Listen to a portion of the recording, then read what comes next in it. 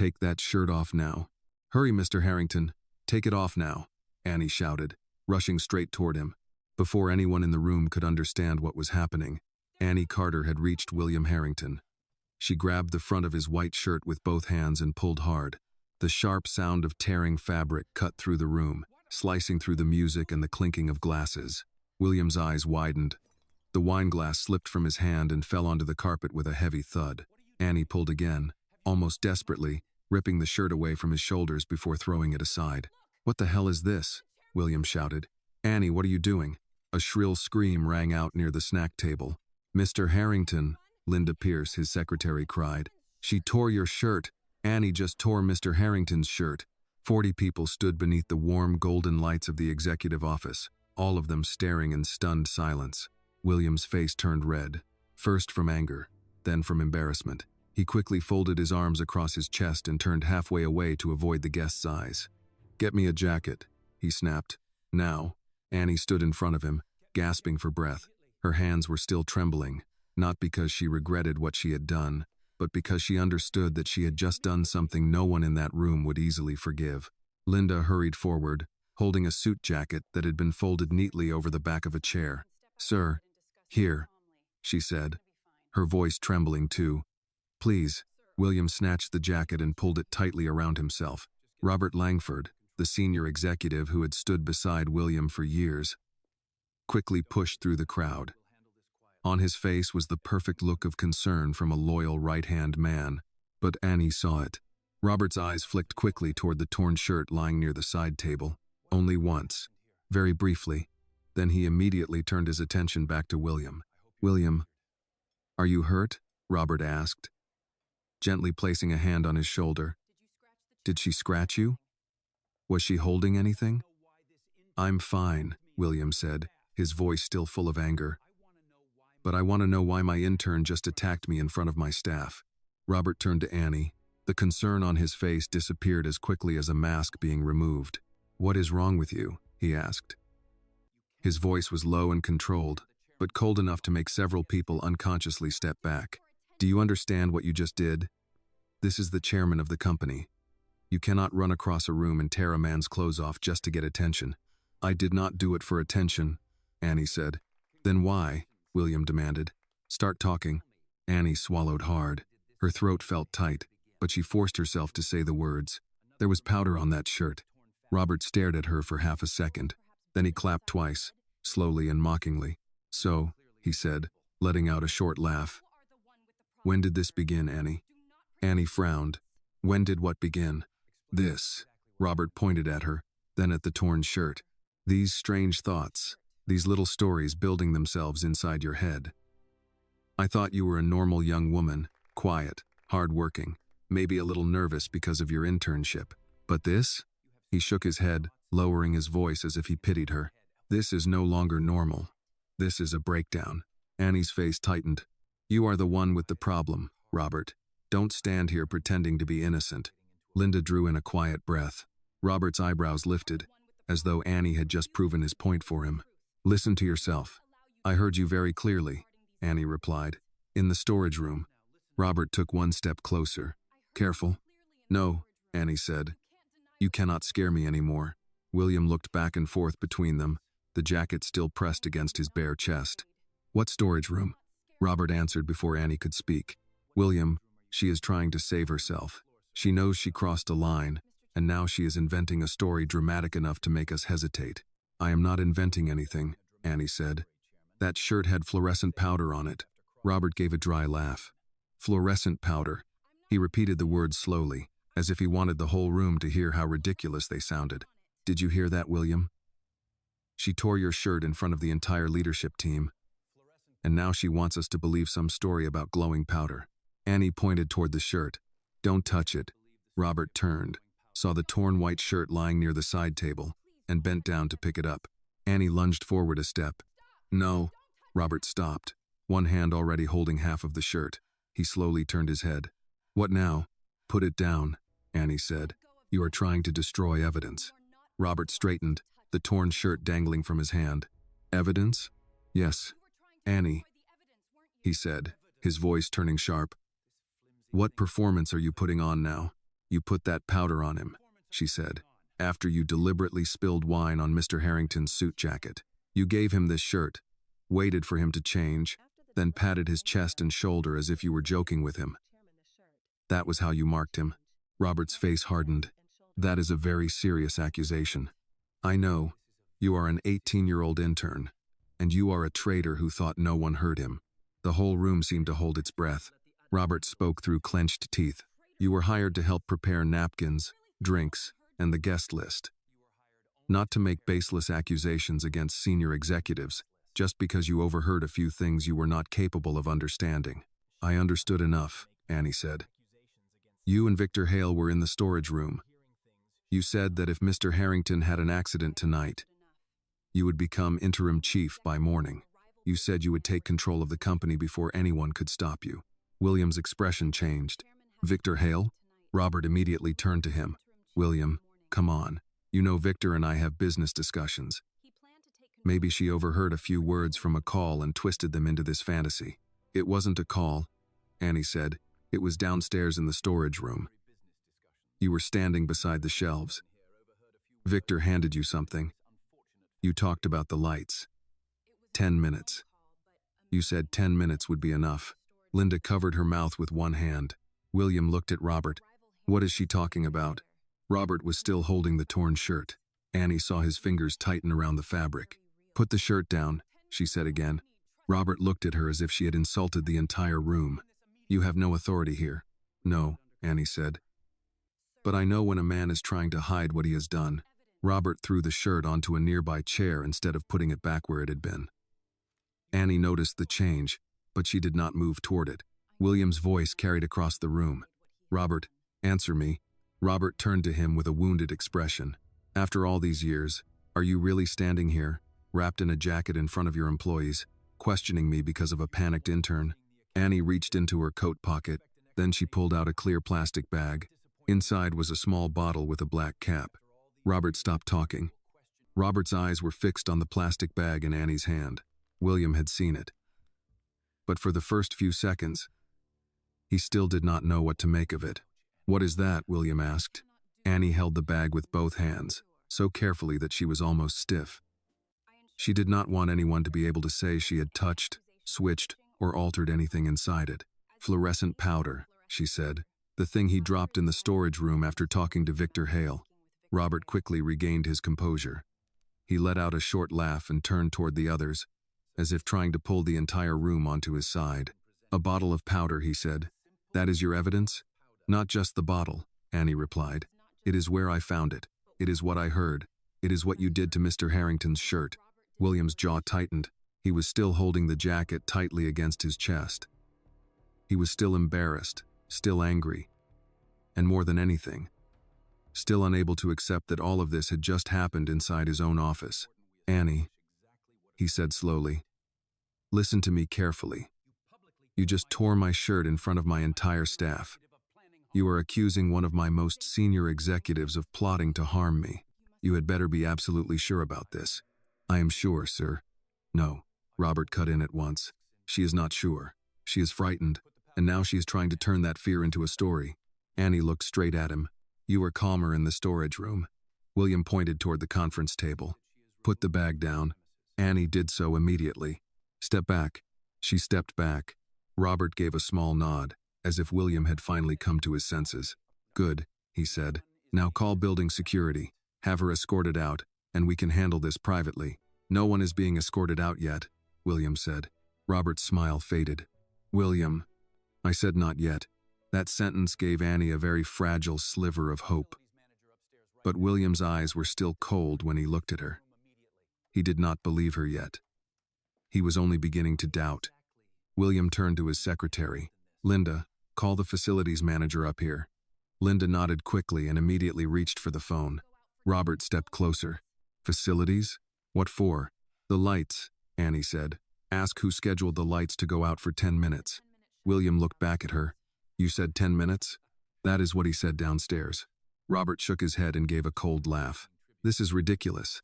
The lighting was part of tonight's tribute. Everyone knows that. No, Annie said. Everyone knew there would be a tribute slideshow. No one knew the lights would be turned off completely for 10 minutes. Linda lowered the phone slightly, her expression changing. "Mr. Harrington," she said, "I did not approve a 10-minute blackout. I only approved a 2-minute slideshow with dimmed lighting, not a full blackout." William's eyes moved to Robert. Robert did not flinch. Then someone on the technical team made a mistake. That happens. But a technical error does not turn a young woman's panic into the truth. Annie wanted to scream, but in her mind, her mother's voice suddenly rose, steady and clear as it had always been. "Do not let anger blur your truth." She took a breath and forced herself to slow her voice. "Mr. Harrington, when you came back out wearing that white shirt, Mr. Langford touched your chest and your shoulder. He left powder there. When the lights went out, the marks would glow. That was the whole point." William looked toward the torn shirt on the chair. Robert looked there too. "William, for God's sake, that shirt was torn because she attacked you. By now it could have fabric, fibers, dust, anything on it." "Then no one should touch it again," Annie said. Robert smiled at her. It was a thin, cold smile filled with contempt. "You speak as if you have authority here. I am saying it because every second you hold it, move it, or fold it, you are damaging something that could prove the truth." William looked at Annie longer this time. He hated the feeling forming inside him, because her words no longer sounded like panic. They sounded like a sequence, an observation, like someone trying to protect evidence with everything she had. Linda spoke into the phone, her voice low but urgent. "Yes, this is Linda Pierce on the executive floor. Mr. Harrington needs Mr. Cole from facilities up here immediately. Yes, right now." When she hung up, Alan Reed from legal cleared his throat from the back of the room. "Mr. Harrington," Alan said, "perhaps we should preserve the room as it is, until we understand what happened." Robert snapped his head toward him. "Alan, don't be dramatic." Alan did not answer, but his expression no longer seemed entirely on Robert's side. William forced himself to stay calm. "Annie, tell me exactly what you think was going to happen." Robert snapped. "William, do not indulge this." William's voice hardened at once. "I am asking her." Annie looked at the torn shirt on the chair, then at the plastic bag on the table. Her mouth was dry. Her heart was pounding so hard she could almost hear it in her ears. "They were going to use that powder to mark you," she said. "Then, when the lights went out, whoever came in would be able to find your position by the glow on your shirt. I heard them say that person would come in through the staff door." Several people in the room immediately turned toward the side door near the copy room, the one connected to the supply corridor. Annie continued, "I don't know that person's name. I didn't see him in the storage room. But I heard Robert say the mark would be enough." Robert stepped forward. His voice dropped, heavy like a threat wrapped in concern. "Annie, you need to stop. Right now. You have no idea how badly you are hurting yourself." She looked directly into his eyes. "I know exactly what you did to him." The door opened before Robert could answer. A solidly built man wearing a maintenance badge stepped inside, still holding a tablet. "Mr. Harrington," he said, looking around the chaotic room. "Linda said you needed me." William did not take his eyes off Robert. "Cole, who authorized the lights to go out tonight?" Cole hesitated when he saw William standing there with a jacket draped over him, the torn shirt on the chair, and the entire room dead silent. "Sir, answer the question." Cole looked down and checked the tablet. The request was submitted at 4:42 p.m. Full blackout on the executive floor for 10 minutes. Backup safety lighting delayed, unless manually activated. Linda frowned. "Delayed? That was not in my event notes." William asked, "Who sent the request?" Cole slid his finger across the screen. A second later, he looked up. "From Mr. Langford's office, sir." Robert exhaled sharply. "Perhaps my assistant sent it. We were coordinating the tribute segment. This is being twisted." Annie spoke immediately. "Ask him why the staff door wasn't locked." Cole looked back at the tablet, this time more slowly. "There is also a note about temporary access to the maintenance corridor." William's face changed clearly. Robert's voice turned harsh. "Enough. She asks questions, and you follow along as if this were a trial?" "No," William said quietly. "This is my office." Annie took one step toward him.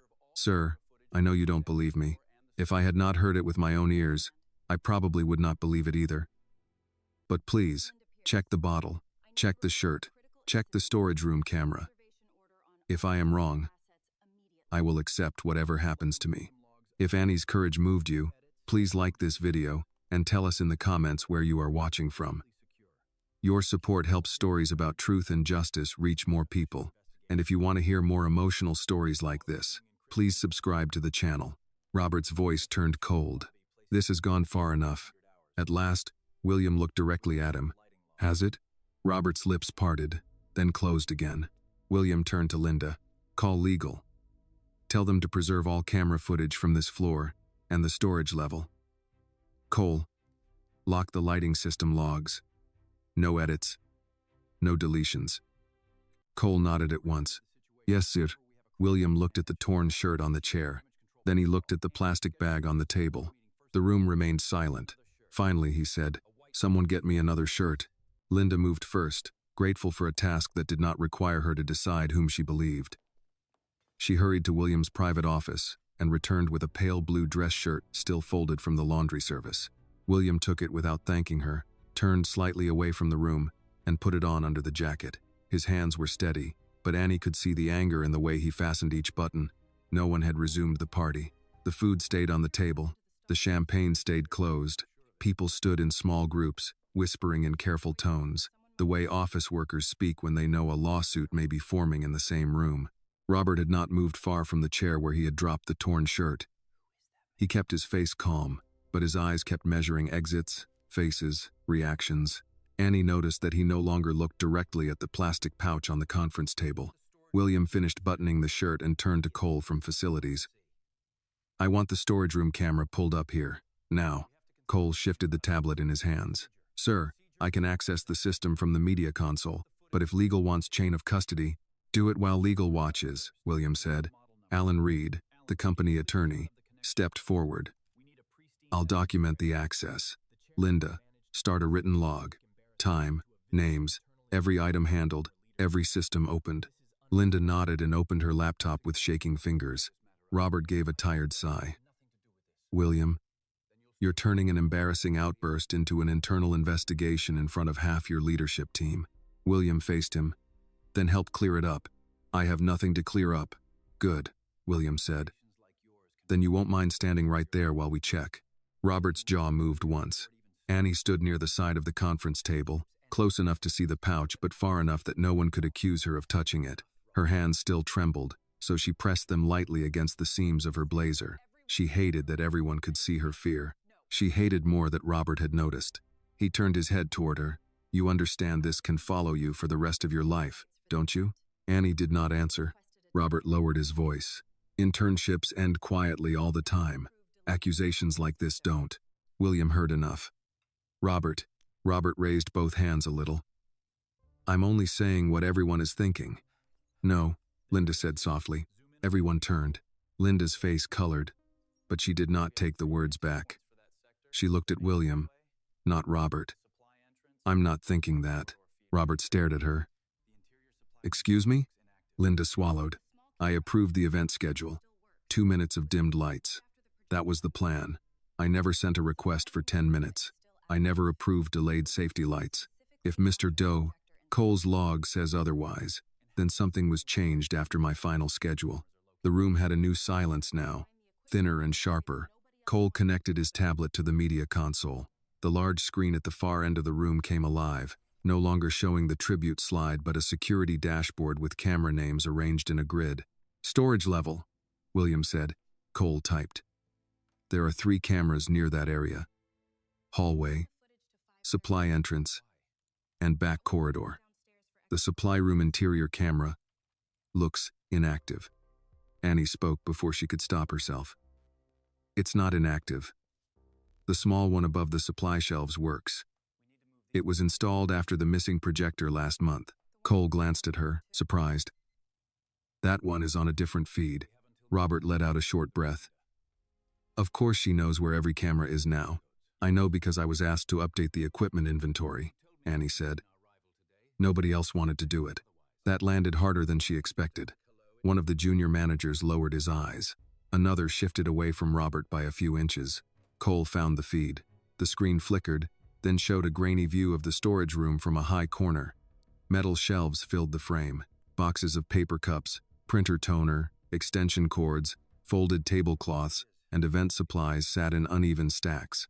"Rewind to 5:30, Annie said. William looked at her. "Why 5:30? That's when I went down for the extra glasses." Cole moved the timeline back. The picture blurred, then settled. For a few seconds, the room was empty. Then the door opened. Annie appeared on screen, entering with a clipboard in one hand. She picked up a box of glasses, checked a shelf, then froze near the door as voices from the hallway must have reached her. She stepped out of view.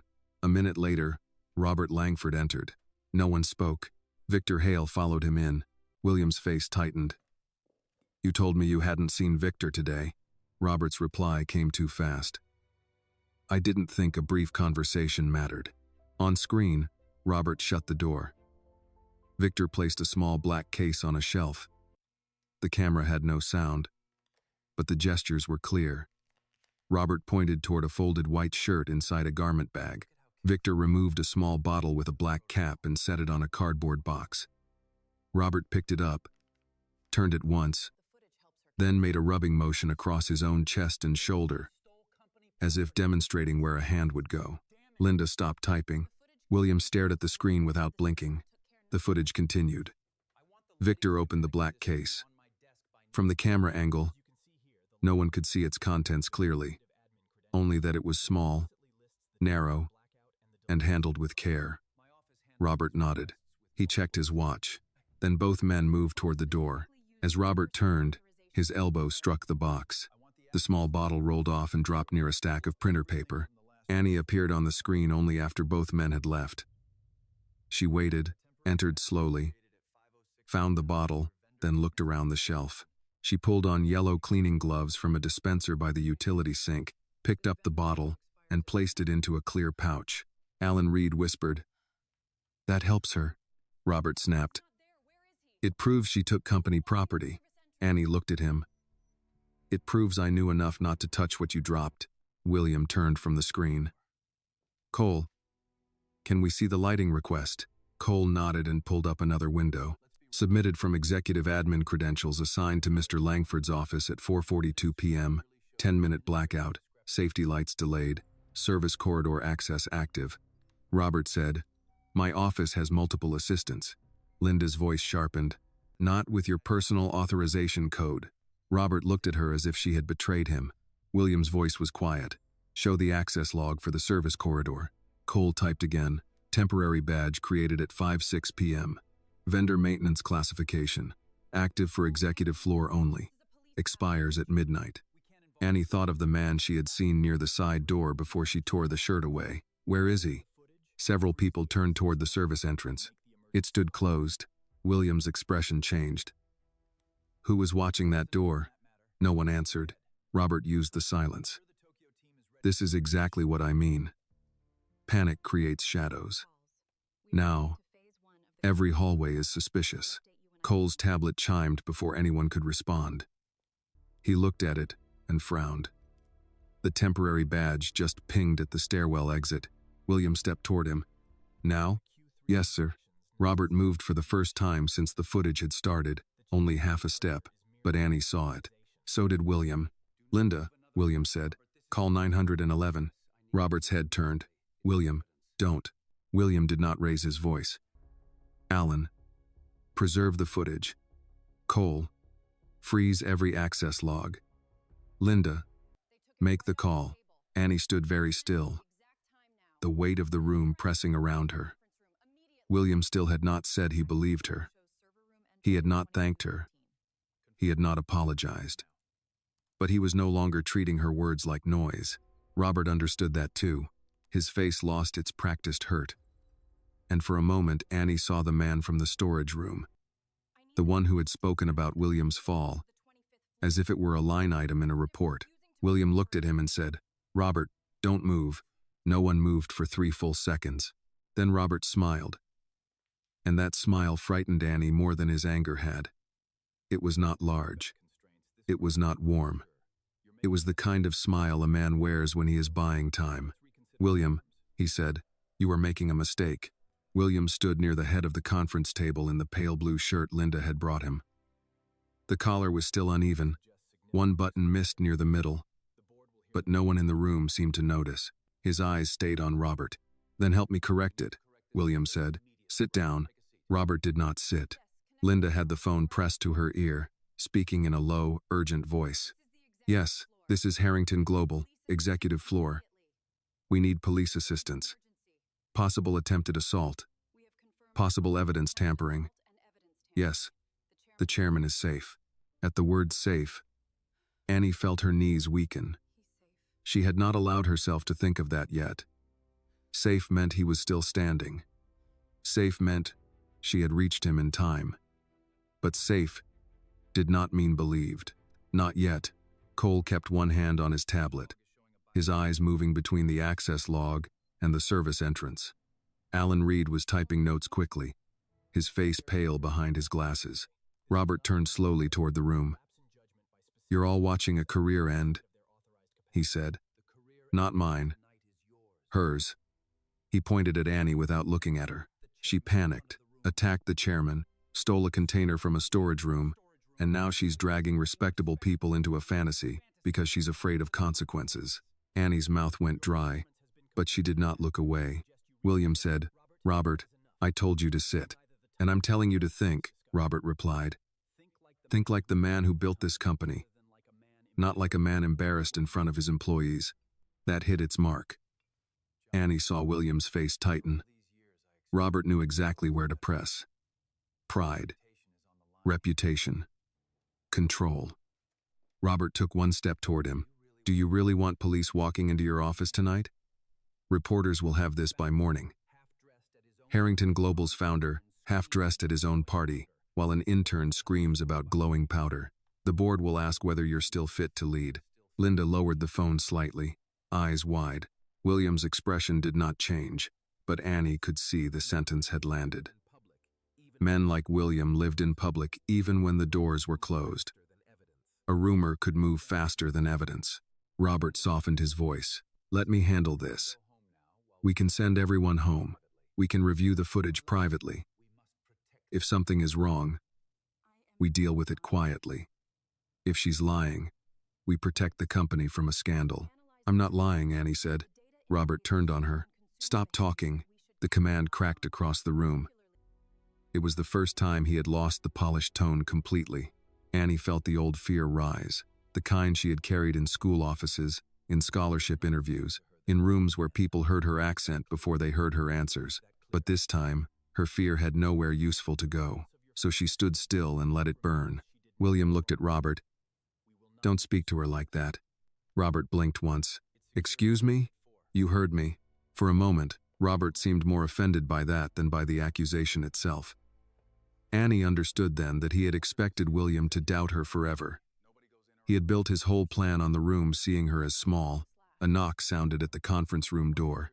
Everyone turned. Cole checked his tablet. "That's building security." William nodded to Linda. She opened the door only a few inches. Two uniformed building guards stood outside, both looking uneasy. "Mr. Harrington," the older guard said, "we got a floor seal request." William answered from inside the room. "No one enters except police. No one leaves. Keep the elevator locked on this floor. Do you understand?" "Yes, sir." Linda closed the door again. Robert's eyes shifted toward the service entrance. It was a quick glance, but Annie saw it. So did Cole. Cole frowned at the tablet. The temporary badge just pinged again. "Where?" William asked. "Stairwell B, 2 floors down," Robert said. "That could be any maintenance worker." Cole shook his head. "No, sir. It's the same temporary badge." Linda whispered. "The man who came through the side corridor." Annie remembered him clearly now. The gray cap pulled low, the tool pouch hanging too flat against his hip. The way he had moved without looking at anyone except William's shirt.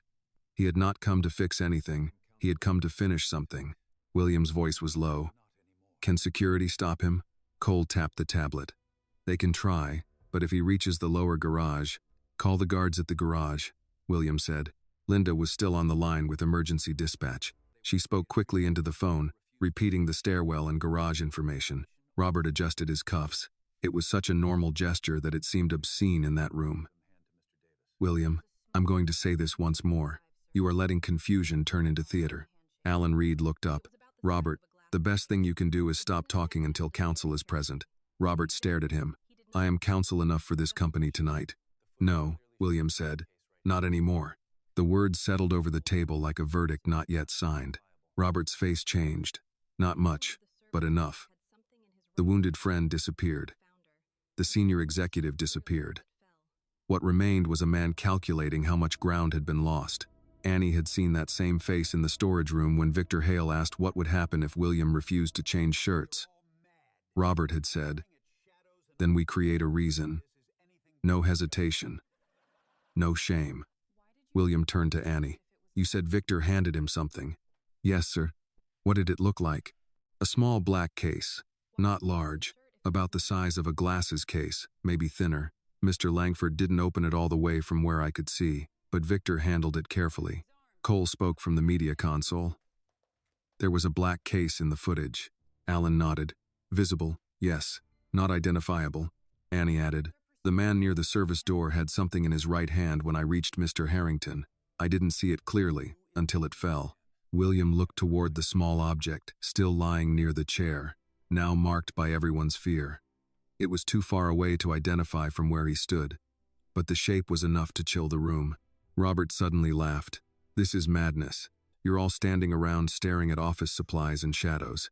Annie said. Then why did you try to pick up the shirt? Robert's smile vanished.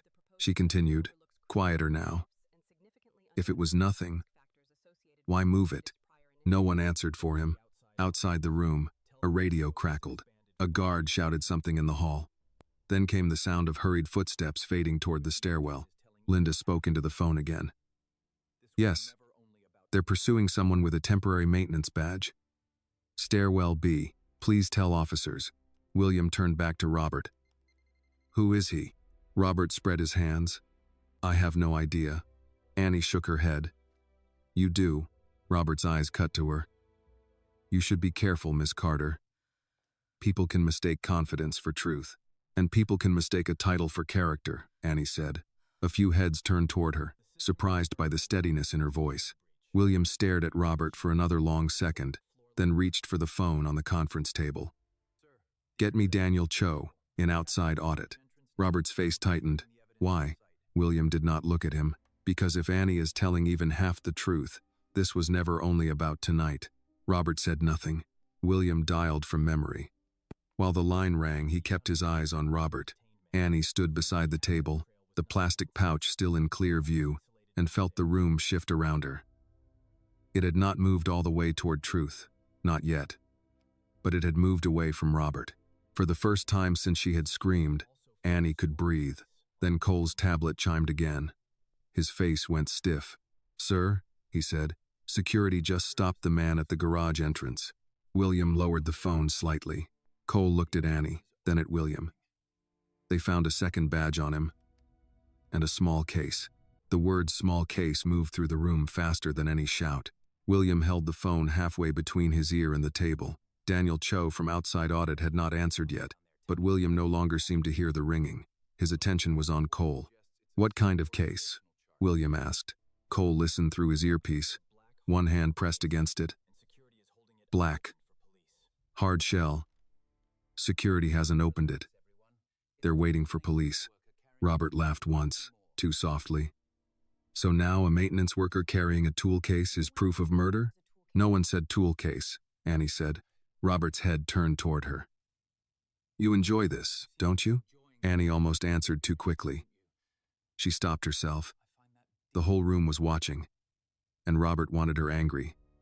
He wanted her loud. He wanted William to see a frightened intern instead of a witness. No, she said. I wish I had never gone downstairs. That answer seemed to trouble William more than any accusation. He looked at her for a brief moment, then ended the unanswered call and set the phone down. Cole, tell security to hold him exactly where he is. No one opens that case until police arrive. Cole nodded and relayed the order. Robert stepped closer to William, lowering his voice, though not enough to hide it from the room. Think carefully. If police open that case and find nothing, You will have humiliated yourself, me, and this company, over a young woman's imagination. William looked at him. And if they find something? Robert's mouth tightened. They won't. You sound certain. I sound rational. No, William said. You sound invested. The room went still again. Linda kept typing the log, but her fingers slowed. Alan Reed stood beside her, reading each line over her shoulder. Annie could see the list forming. 7:40, 2 p.m. Annie Carter displays clear pouch containing small bottle. 7:44 p.m. Robert Langford observed holding torn shirt. 7:48 p.m. Footage shows Langford and Victor Hale in storage room. It felt strange to see the worst minutes of her life becoming office language. The elevator bell chimed faintly beyond the doors. Linda looked up. Police? Cole checked the building security panel. Not yet. Building guards. They're bringing Mr. Sweeney from the garage level. Who is Sweeney? William asked. Night operations supervisor, Linda said. He may know who the temporary badge was issued to. Robert's face changed again, a small flicker near the eyes. Annie caught it because she had been watching him too long to miss anything now. You know him, she said. Robert gave her a tired look. I know most department supervisors. That is called running a company. No, Annie said. You were afraid before Linda said his name. Robert's smile returned. Annie, you keep mistaking your feelings for facts. William turned toward the door. Bring Sweeney in. Linda opened the door after checking through the side glass. 2 building guards entered with a heavyset man in a brown operations jacket. His name badge read Mark Sweeney. He looked like a man who had expected a complaint about air conditioning and found himself in a boardroom crisis. Mr. Harrington, he said, wiping one hand against his pants before he remembered not to offer it. I came as fast as I could. William did not waste time. Who requested the temporary maintenance badge tied to the service entrance tonight? Sweeney glanced at Robert, then away. William saw it. Don't look at him, William said. Look at me. Sweeney swallowed. The request came through executive admin. Whose authorization? Sweeney shifted his weight. Mr. Langford's. Robert stepped in. My office sends dozens of access requests a month. That does not mean I personally approve each one. Sweeney's eyes flicked to him again. This one was marked direct approval. Robert's tone chilled. Careful, Mark. William's voice cut in. No. He should be very careful. That means he should tell the truth. Sweeney nodded, relief and fear fighting on his face. It was direct approval. I got a call after the request came in. A man said the contractor was part of the tribute setup and shouldn't be delayed at the front desk. What man? Alan asked. Sweeney hesitated. William said, say the name. Mr. Langford. Robert shook his head. That is false. Sweeney's face reddened. Sir, I've worked nights in this building for 12 years. I know your voice. The sentence struck harder because it was plain. No speech. No drama. Just a working man saying what he knew. Robert turned to William. He's confused. I'm not, Sweeney said more firmly now. You told me if anyone asked, the maintenance access was for lighting calibration. Cole looked at his tablet. That matches the note in the system. William's hands curled once at his sides. Annie could see him building a wall inside himself, brick by brick. Because the alternative was letting the betrayal hit all at once. Outside the conference room, another elevator chime sounded. This time Linda checked her phone and said, Police are in the lobby. 2 officers coming up with building security. Robert's gaze moved quickly across the room. To the main doors. To the service entrance. To William. To the pouch. To the torn shirt. Annie stepped slightly toward the table without touching anything. Robert noticed. You still think you're the hero here? He said. I think you're running out of room, Annie answered. The words came out before she could soften them. Linda looked at her with something that might have been fear or respect. Robert's eyes darkened. You have no idea what people like me can survive. William finally turned fully toward him. People like you? Robert did not answer. William moved closer, not fast, not loud. How long, Robert? Don't do this. How long have you been taking money? Robert's expression hardened. You don't know what you're asking. I'm asking how long the man I trusted has been selling pieces of my company behind my back. A murmur ran through the executives. Until that moment, some of them had thought this was only about the shirt, the powder, the strange attack that Annie had stopped. Now the other half of the story stepped into the room. Robert looked around and saw it too. His audience was changing. Alan Reed spoke carefully. Mr. Harrington, outside audit should be notified immediately. We should also freeze Mr. Langford's system access. Robert snapped. You will do no such thing. William did not look away from him. Cole, can you disable executive credentials? Cole hesitated.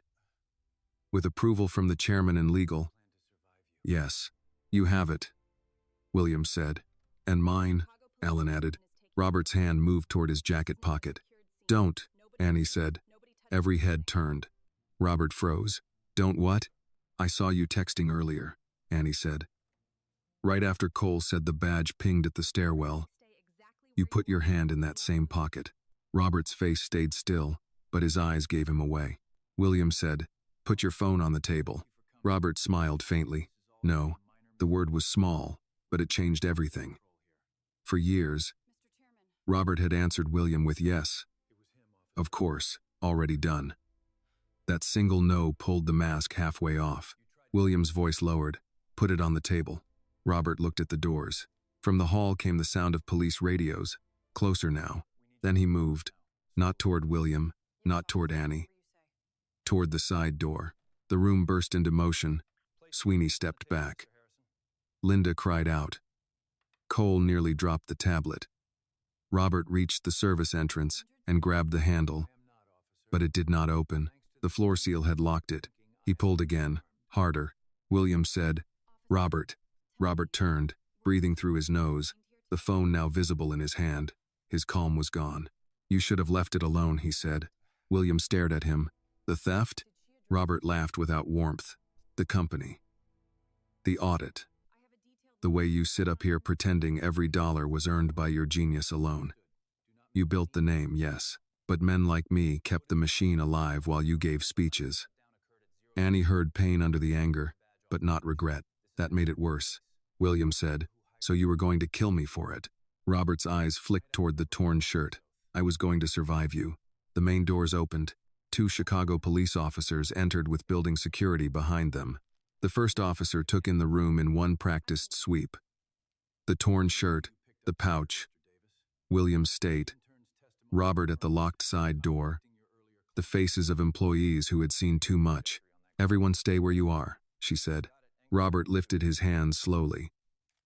Phone still in one of them. Officer. Thank God. This has become a misunderstanding. Annie felt the last of her fear turn cold. The officer looked at William. Mr. Harrington. William pointed to Robert. His voice was steady now, but it carried the weight of a man naming someone he had once trusted. That man tried to have me killed. The officer did not react to William's words with shock. She only turned slightly toward her partner. Separate him, she said. The second officer stepped toward Robert. Sir. Set the phone on the table. Robert's face settled back into the careful calm he had worn for most of the evening. Of course, he said. I'm happy to cooperate. No, the officer said. On the table. Now. Robert placed the phone down with 2 fingers, as if it were something beneath him. Then he lifted his hands a little higher. The first officer, whose name badge read Ramirez, looked at William. Are you injured? No, William said, then glanced at Annie. Not because of her. Annie heard it, but she did not let herself feel relief yet. William still sounded like a man standing in the middle of a storm, unsure which direction the damage had come from. Officer Ramirez looked toward Annie. You're the one who intervened? Annie nodded. Yes, ma'am. How old are you? 18. Robert made a small sound, almost a laugh. Exactly. Officer Ramirez turned her head. Did I ask you something? Robert went quiet. Linda Pierce stepped forward with her laptop hugged against her chest. Officer, I've been keeping a log since Mr. Harrington ordered us to preserve the room. Times, names, what was touched, what was moved. Ramirez nodded. Good. Keep it open. Don't edit it. Alan Reed raised one hand. I'm company counsel. We have footage from the storage room, access logs showing a 10-minute lighting shutdown, and a temporary maintenance badge issued under Mr. Langford's authorization. Robert looked at Alan. You might want to remember who hired your firm. Alan's face tightened, but his voice stayed even. Tonight, I remember who signs my ethics oath. That brought a small shift in the room. A few people who had been standing stiff and silent seemed to breathe again. Officer Ramirez pointed toward the torn shirt on the chair. Is that the item? Annie answered before anyone else could. Yes. Please, don't let anyone touch it, bare-handed. Ramirez looked at her, not annoyed, not warm, just focused. Why? It may have fluorescent powder on it. Mr. Langford tried to pick it up earlier. I think he wanted to move it or get rid of it. Robert snapped. That is a lie. Ramirez held up one hand. You'll have your turn.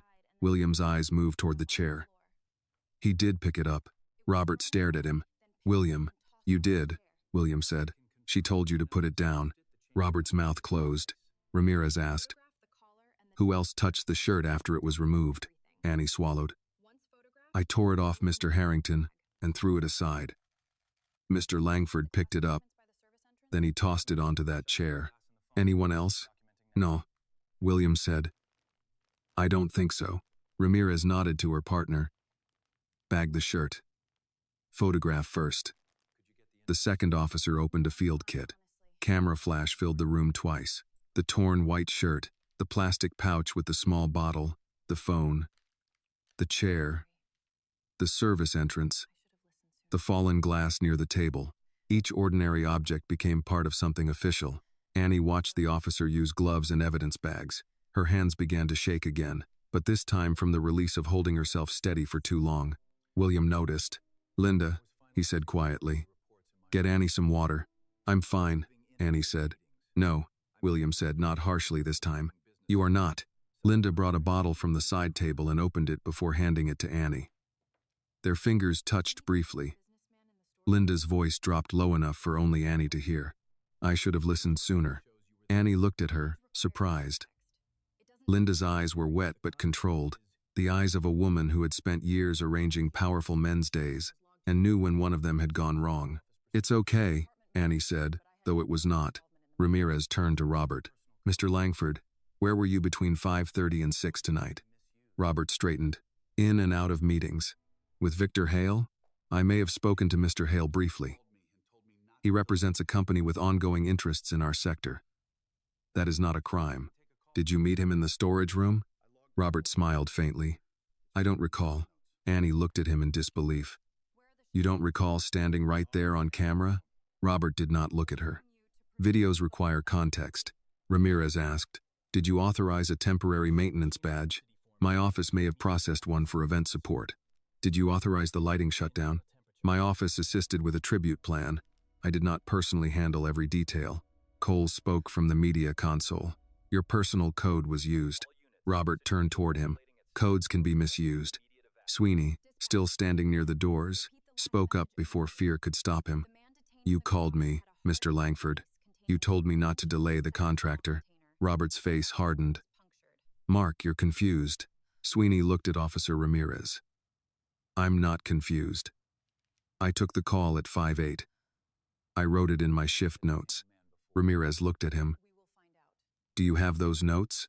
Yes, ma'am. In my office and on my phone. Preserve both. Sweeney nodded quickly. The second officer finished bagging the shirt and moved toward the plastic pouch. Annie watched him seal the bottle without opening it. The black cap looked small inside the evidence bag. Almost harmless. That was the part that made her stomach turn. Terrible things did not always look terrible. Ramirez's radio crackled. She listened, then spoke into it. Say that again. The room waited. She looked at William. The man detained in the garage had a hard case.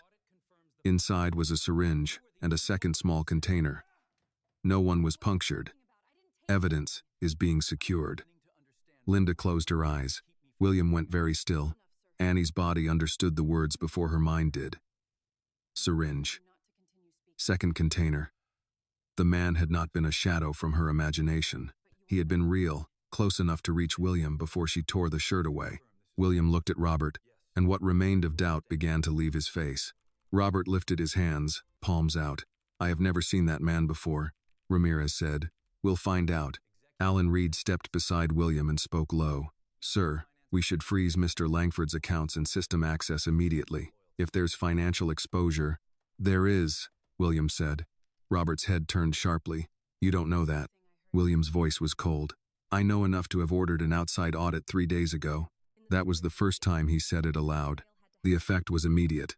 Several executives stared at William. Robert stared hardest of all. "You audited me?" Robert asked. "I audited the company." "You mean me?" William did not answer. Robert gave a bitter smile. "After 15 years. After numbers stopped making sense." Robert's eyes darkened. "I kept this company moving while you chased headlines and legacy projects. You stole from it. You don't know what I did." "No," William said. "But I'm beginning to understand what you were willing to do to keep me from finding out." Ramirez stepped between them before the room could heat further.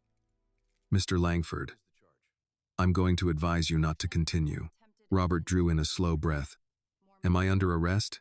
"Not yet," Ramirez said, "but you are not leaving." William looked to Cole. "Disable his credentials." Cole glanced at Alan. Alan nodded. "Do it." Cole typed quickly. Robert watched every keystroke as if each one cut a wire inside him. "Done," Cole said. "Executive access suspended. Email, finance system, building access, admin approvals." Robert laughed once under his breath. "You think passwords are loyalty?" William said, "No. Tonight proved that." For a moment, nobody spoke. Then Annie, still holding the bottle of water Linda had given her, said quietly, "There's another thing." William turned. "What?" "In the storage room, Mr. Hale said the sale had to happen before Monday. He said once the market opened, the damage would look natural if you were gone." Alan's face sharpened. "The sale of what?" "Shares," Annie said. "He said discounted blocks. I don't know what that means." Alan did. William did too. Robert's expression closed, but too late. William picked up the conference phone again and dialed. This time someone answered. "Daniel," he said, his eyes never leaving Robert. "It's William Harrington. Freeze every file tied to Robert Langford, Victor Hale, and any off-market share transfer scheduled before Monday." "Yes, right now." "And Daniel, bring everything to the police." Robert's smile disappeared completely. Officer Ramirez looked at him. "Mr. Langford, turn around and place your hands behind your back." Robert's voice came out flat. "On what charge?" Ramirez stepped closer. "For now, obstruction and attempted evidence tampering. More may follow." Robert looked at William one last time. "You're making her the hero because you need someone simple to blame." William's face tightened. "No, I'm listening to her because she was the only one who told the truth." The cuffs closed around Robert's wrists. Annie looked away, not because she felt sorry for him, but because the sound was heavier than she expected. It was the sound of a room realizing that a title, a salary, and 15 years of trust could not protect a lie forever. Robert did not fight the cuffs. That made it worse. He stood very still while Officer Ramirez's partner checked his pockets and removed a slim wallet, a key fob, and a second phone that had been hidden inside the lining of his jacket. When the officer held it up, Robert closed his eyes for half a second. William saw it. "So there was another phone," he said. Robert opened his eyes. "I carry backup devices. Executives do that." "Executives don't hide them in jacket linings," Linda said. Her voice surprised even herself. She pressed her lips together, but she did not apologize. Officer Ramirez placed the second phone into an evidence bag. "We'll let the lab tell us what kind of executive habit this is." Robert turned toward Annie. "You think this ends well for you?" William stepped forward. "Don't speak to her." Robert smiled faintly. "There he is, the noble man, the grateful survivor. Tomorrow morning you'll remember she embarrassed you in front of everyone, and you'll hate her for it." William's face tightened, but he said nothing. Annie wished Robert had not said it because a part of her feared it might be true. She still stood in the same room where she had torn the shirt off the most powerful man in the building. Evidence or not, she could feel the image of it hanging over her. People remembered humiliation longer than they remembered rescue. Officer Ramirez nodded toward the door. "Take him downstairs." As Robert was led past the conference table, he slowed near William. You were never going to share control, Robert said. You built a kingdom and called it a company. William answered quietly. And you tried to turn betrayal into succession? For the first time, Robert's face twisted. I earned more than you ever gave me. The officers moved him forward. The doors opened. Building guards stood outside, stiff and silent. Robert Langford, the man who had run executive meetings, approved budgets, and spoken for William when William was away, was walked out in handcuffs past the same employees who had once hurried to clear his calendar. No one clapped, no one spoke. When the doors closed, the room did not relax. It sagged. William turned toward Officer Ramirez. What happens now? We preserve the scene, collect statements, coordinate with financial crimes if the records support what you're saying, and question the man detained in the garage. Your company attorney can advise you on internal steps, but no one deletes, edits, moves, cleans, or explains away anything. Alan Reed nodded. Understood. Ramirez looked toward Annie. Miss Carter, I'll need your full statement tonight. Annie nodded. Yes, ma'am. You can have someone with you if you want. Annie thought of her mother. Grace Carter would be home by now, probably reheating soup, maybe wondering why Annie had not texted that the party was over. I need to call my mom, Annie said. William looked at her then, not as an employer looks at an intern who forgot a task, but as a man suddenly remembering that the person who had saved him was 18 and had a life outside his office. Of course, he said. Use my office. Annie hesitated. Linda stepped closer. I'll go with her. William nodded. Annie followed Linda through the side door into William's private office. It was quieter there, though the walls did not quite keep out the murmur of police and employees beyond the glass. The office smelled faintly of coffee, leather chairs, and the cologne William had worn earlier in the evening. A framed photograph on the credenza showed William at a groundbreaking ceremony, shovel in hand, smiling beside city officials. Annie had dusted that frame once during her first week because no one else had noticed the fingerprints. Linda handed Annie the desk phone, then seemed to realize Annie would rather use her own. Sorry, she said. Habit. Annie pulled out her cell. Her hand shook so badly, she missed the passcode twice. Linda pretended not to notice. Grace answered on the second ring. Annie? Baby? Are you on your way? Annie closed her eyes. The sound of her mother's voice almost broke her. Mom, she said, I'm okay. Grace went quiet. Mothers knew that sentence. They knew it often arrived before the part that was not okay. What happened?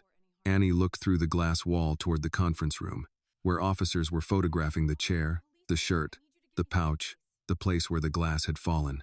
I did something, Annie said. I had to. Are you hurt? No. Is someone else hurt? No. I stopped it before that. Grace breathed out, but it was not relief yet. Where are you? Still at Harrington Global. The police are here. The police? Linda looked at Annie with concern, but Annie held up one hand, asking for a moment. I can't explain all of it on the phone, Annie said, but I heard something I wasn't supposed to hear. Then it started happening, just like they said it would. I had to stop Mr. Harrington. A pause. Then Grace said, Did you tell the truth? Yes. Did you put your hands on anything you shouldn't have? No. I used gloves, like you always told me. Linda looked down quickly, emotion crossing her face. Grace's voice softened. Then stand straight. Speak clear. Don't let anyone make you sound smaller than what you know. Annie pressed her free hand against the desk edge. Mom, they might ask you to come here. I'm getting my coat. You don't have to. I'm getting my coat, Grace repeated. Text me the address, even though I know where that building is. And Annie? Yes? I'm proud of you before I know the whole story. Annie could not answer for a second. Okay. When she ended the call, Linda handed her a tissue without making a show of it. My mother used to say something like that, Linda said.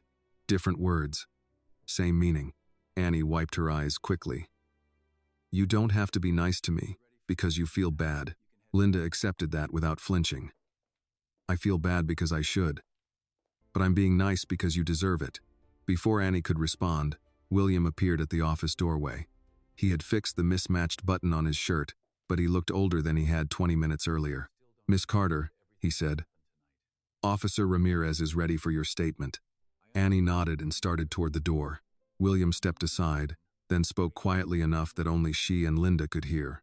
I still don't understand all of what happened tonight, he said, but I understand this much. You were braver than anyone else in that room. Annie looked at him. She wanted to accept it, but the night had not finished testing her. Sir, she said, being brave didn't make them believe me. William held her gaze. No, but it kept me alive long enough to learn. Officer Ramirez said Annie at the far end of the conference table, away from the torn shirt, the pouch, and the chair where Robert had dropped the evidence. Linda stayed nearby, not close enough to speak for her, but close enough that Annie did not feel alone. William remained standing near the windows with Alan Reed, listening but not interrupting. Ramirez opened a small notebook. Start from the beginning, Miss Carter, not from when you tore the shirt. From when you first knew something was wrong. Annie folded her hands on the table to keep them still. I was asked to get extra glasses from the storage room before the party. That was around 5:30. I went downstairs through the service hallway. Who asked you? Miss Pierce did, Annie said, then glanced at Linda. She didn't know anything. We were short on clean glasses because more people came than expected. Linda nodded. That's true. Ramirez wrote it down. Go on. When I got near the storage room, I heard Mr. Langford's voice. I recognized it because I've heard him in meetings. He was talking to Victor Hale. William looked over at the name. His face gave nothing away, but his fingers tightened around the back of a chair. Ramirez asked, Did they see you? No, ma'am. I stopped outside the door. I know I shouldn't have listened. But then Mr. Langford said Mr. Harrington would be down before morning, and he'd have interim control. After that, I couldn't walk away. What else did you hear? Annie took a breath. They talked about making it look like a medical emergency during the party.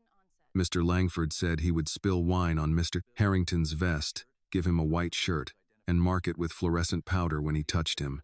Then the lights would go out for 10 minutes. Someone with a maintenance badge would come in through the service entrance and find Mr. Harrington by the glow. Ramirez did not look surprised, but her pen paused. Did they say what that person would do? Annie's voice lowered. Not in plain words at first. Victor asked if it would be quick.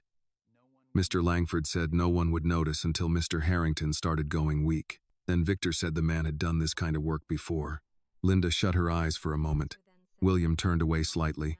Ramirez asked, Did you hear the word syringe? No. I heard Victor say the needle once. I thought maybe I misunderstood. But then tonight, when I ran to Mr. Harrington, I saw the man behind him. His hand was raised. Something fell when I tore the shirt and pushed Mr. Harrington aside. That item was recovered, Ramirez said. You didn't touch it? I kicked it away. I didn't pick it up. That's fine. We'll note it. Annie nodded. Though nothing about the night felt fine. Ramirez continued. After Langford and Hale left the storage room, what did you do? I waited until I couldn't hear them. Then I went inside. The bottle was on the floor near the boxes. I remembered my mom telling me not to touch anything that might prove the truth, so I used gloves from the cleaning station. I put the bottle in a clear pouch from the supply shelf. Then I came back upstairs. You told anyone? I tried, Annie said. I told a coordinator I thought Mr. Harrington might be in danger. She said tonight wasn't the time for drama. I don't think she understood. I didn't explain well enough. Ramirez looked up. Why not? Annie almost said because no one listens to girls like me. She stopped herself, then decided the truth did not need to be polished. Because I was afraid she'd think I was crazy, she said. And because Mr. Langford is Mr. Langford. I'm just an intern. William's eyes moved to her. Ramirez's face stayed professional, but her voice softened by a fraction. You're a witness tonight. Keep going. Annie told the rest in order. Robert's toast, the spilled wine, the white shirt, the way Robert's palm had pressed against William's chest and shoulder, the announcement about the lights, the service door, the man in maintenance clothes, the glowing powder she expected to see later in the dark. She did not make herself sound calm. She did not make Robert sound worse than he was. She simply told it as it had happened. When she finished, the room seemed to exhale around her. Ramirez closed the notebook. You did well. Annie gave a small nod. William finally spoke. Officer, do you have enough to charge Victor Hale? Ramirez turned to him. That depends on what we find on the detained man, the phones, the footage, and the financial records. But if the evidence lines up with her statement, Mr. Hale won't be hard to find, Alan Reed said. He was likely in the building earlier. We can provide visitor logs. Cole, still at the media console, said, I already pulled them. Victor Hale signed in at 5:12 using a guest pass authorized by Robert's office. He left at 5:58 through the garage elevator. William's mouth tightened. Of course he did. Linda looked at Annie. You said he handed Robert something. The camera showed the case. Ramirez nodded. We'll need that footage copied in a forensics, safe way. No internal edits, Alan answered. We'll comply. A knock came at the door. One of the building guards opened it and spoke to Ramirez. Ma'am, the man from the garage is refusing to give his name. He says he was hired through a temp maintenance service. Ramirez asked, Onya ID? Fake, we think. But he had a phone. It's locked. Keep him downstairs until detectives arrive. The guard nodded and left. William turned to Cole. Bring up Robert's access history for the last 30 days. Alan cleared his throat. William, police may want. They can have it, William said. But I want to see how long I've had a traitor sitting beside me. Alan did not argue. Cole pulled up another screen.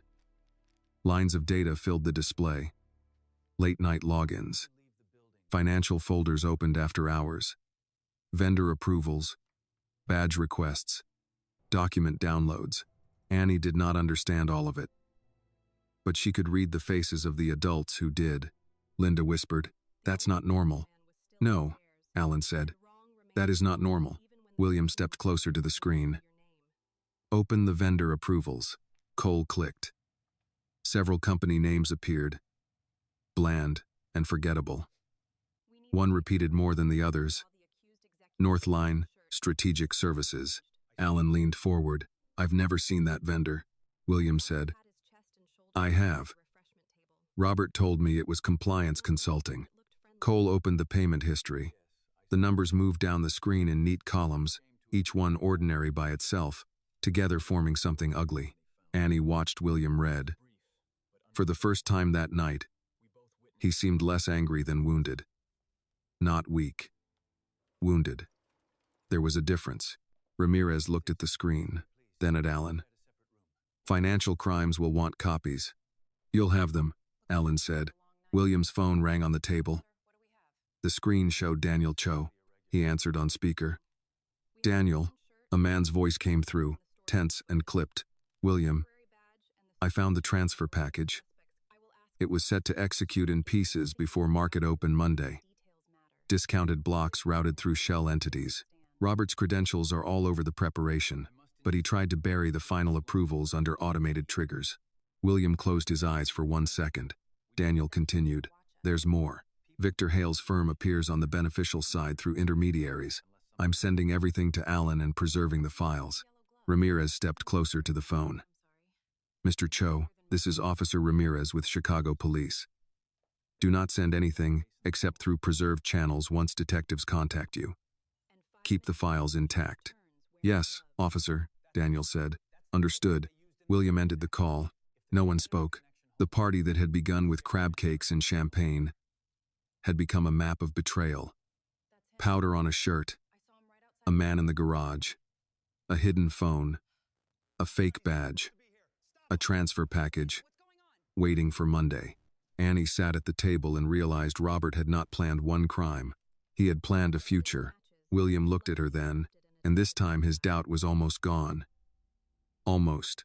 I need to ask you something, he said. Annie straightened. Yes, sir. When you heard them downstairs, why didn't you leave the building? Why didn't you protect yourself? The question was not cruel. It sounded like he truly did not understand. Annie thought of the bus ride from South Side, her mother's tired hands. The way people in this building forgot her name. The way Robert had counted on that. Because you were still upstairs, she said, and because wrong is still wrong, even when the person in danger doesn't know your name. William looked away first. For a man like him, that may have been the closest thing to bowing his head. William's question stayed in the room after Annie answered it. Because you were still upstairs. No one had a ready reply to that, not even the people who had spent their careers filling silence with polished language. Alan Reed looked at his notes. Linda wiped at the corner of one eye and pretended she was checking the call log. Cole kept the security screen open, though he had stopped typing. Officer Ramirez closed her notebook and looked toward William. Detectives are on the way up. Until they arrive, I want statements from anyone who saw Mr. Langford touch the shirt after Mr. Harrington changed. A few hands lifted slowly. Linda spoke first. I saw him pat Mr. Harrington's shoulder. I thought he was making a joke. Where were you standing? Ramirez asked. By the refreshment table, near the champagne bucket. Did you see his hand touch the front of the shirt? Linda hesitated. Yes. Chest and shoulder. It looked friendly. An older executive named Paul Donnelly cleared his throat. He had said almost nothing all night. He was in his 60s, with reading glasses hanging from a cord around his neck, and the tired posture of a man who had sat through too many quarterly meetings to be impressed by drama. I saw it too. Robert was no longer in the room, yet people still seemed careful saying his name. Paul continued. He made a joke about Mr. Harrington looking like he was starting a garage company again. Everyone laughed. I remember because I laughed. Ramirez wrote it down. Anyone else? 2 more employees confirmed the same thing. Their voices were quiet, but each statement placed another stone on the side of Annie's truth. William listened without moving. Annie could not tell whether the confirmations comforted him or cut him deeper. Maybe both. The conference room doors opened again, and 2 detectives entered with Officer Ramirez as partner. The first detective was a black woman in a dark coat, late 40s or early 50s, with calm eyes and the kind of presence that made people lower their voices without being told. The second was a white man with a trimmed gray beard and a notebook already in hand. Detective Angela Brooks, the woman said. This is Detective Mason. Who's William Harrington? William stepped forward. I am. Brooks took in his mismatched clothes, the sealed evidence bags, the employees gathered in tight groups, and Annie sitting at the table with a bottle of water she had barely touched. Long night? She asked. William gave a dry, humorless breath. You could say that. Brooks looked to Ramirez. Brief me. Ramirez gave the facts without decoration. The torn shirt, the fluorescent powder, the storage room footage, the temporary badge, the syringe found in the garage suspect's case, the possible financial motive, Robert Langford detained. As Ramirez spoke, Detective Brooks's eyes moved around the room and kept returning to Annie. When the briefing ended, Brooks walked to the table. You're Annie Carter? Yes, ma'am. You gave the first statement? Yes. Brooks pulled out a chair, sat across from her, and set her notebook down. I'm going to ask you some of the same questions again. That doesn't mean I don't believe you. It means details matter. You understand? I understand.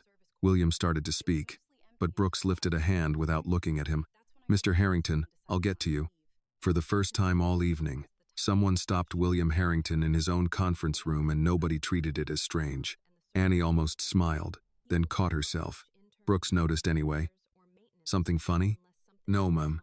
Good. Start with the storage room. Annie told it again. The walk downstairs. The voices. Robert saying William would be down before morning.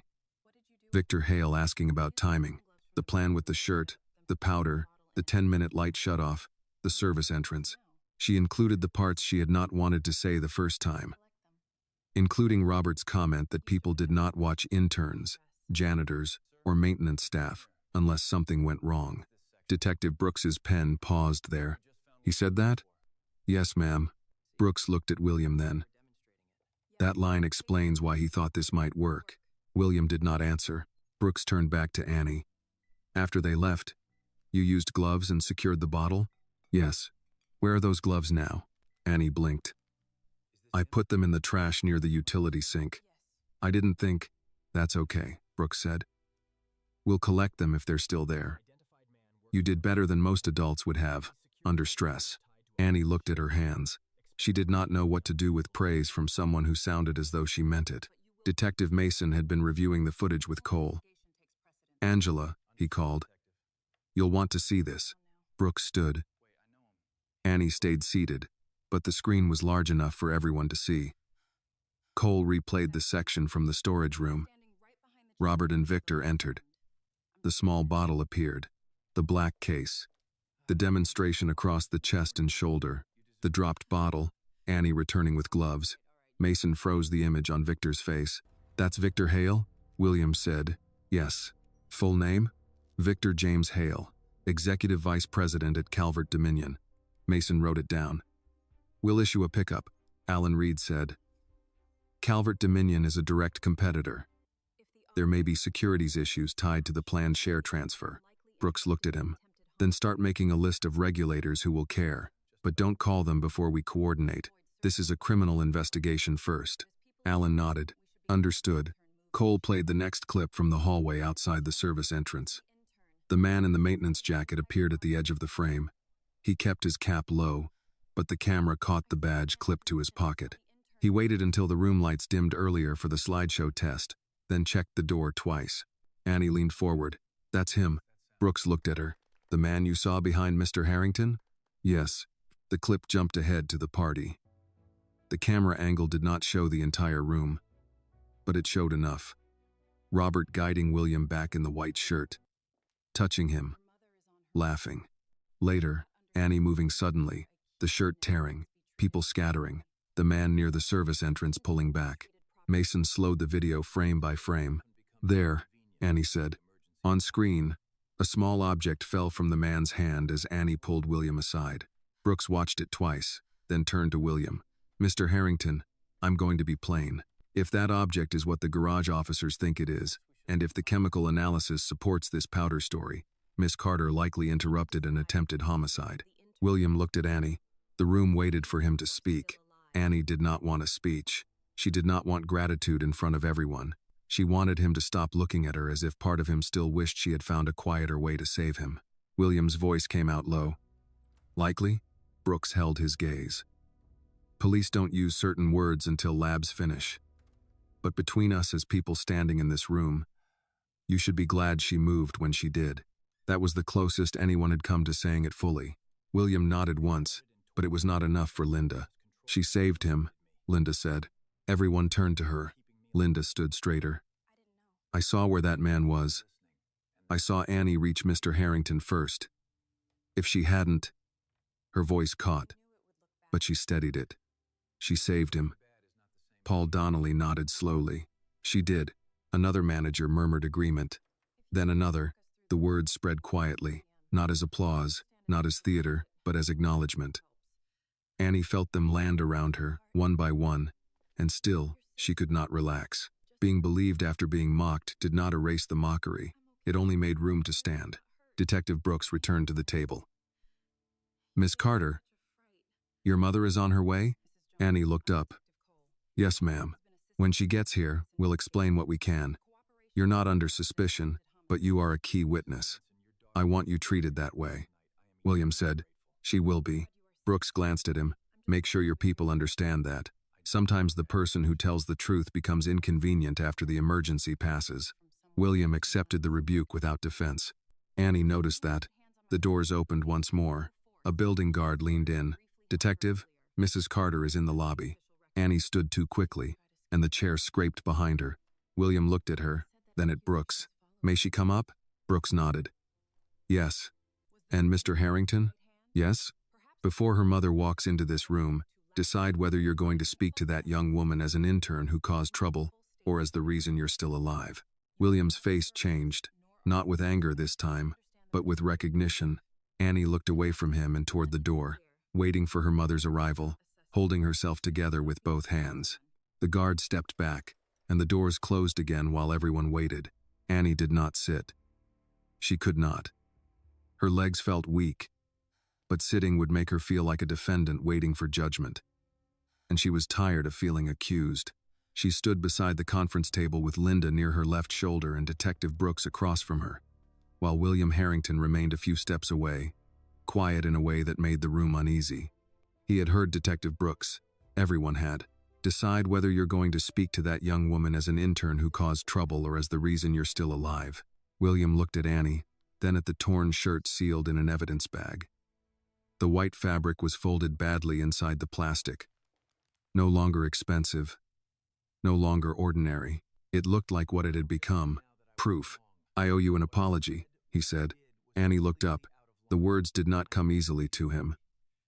They sounded unused, not because he lacked manners, but because men in his position often paid people to prevent situations where apologies were required.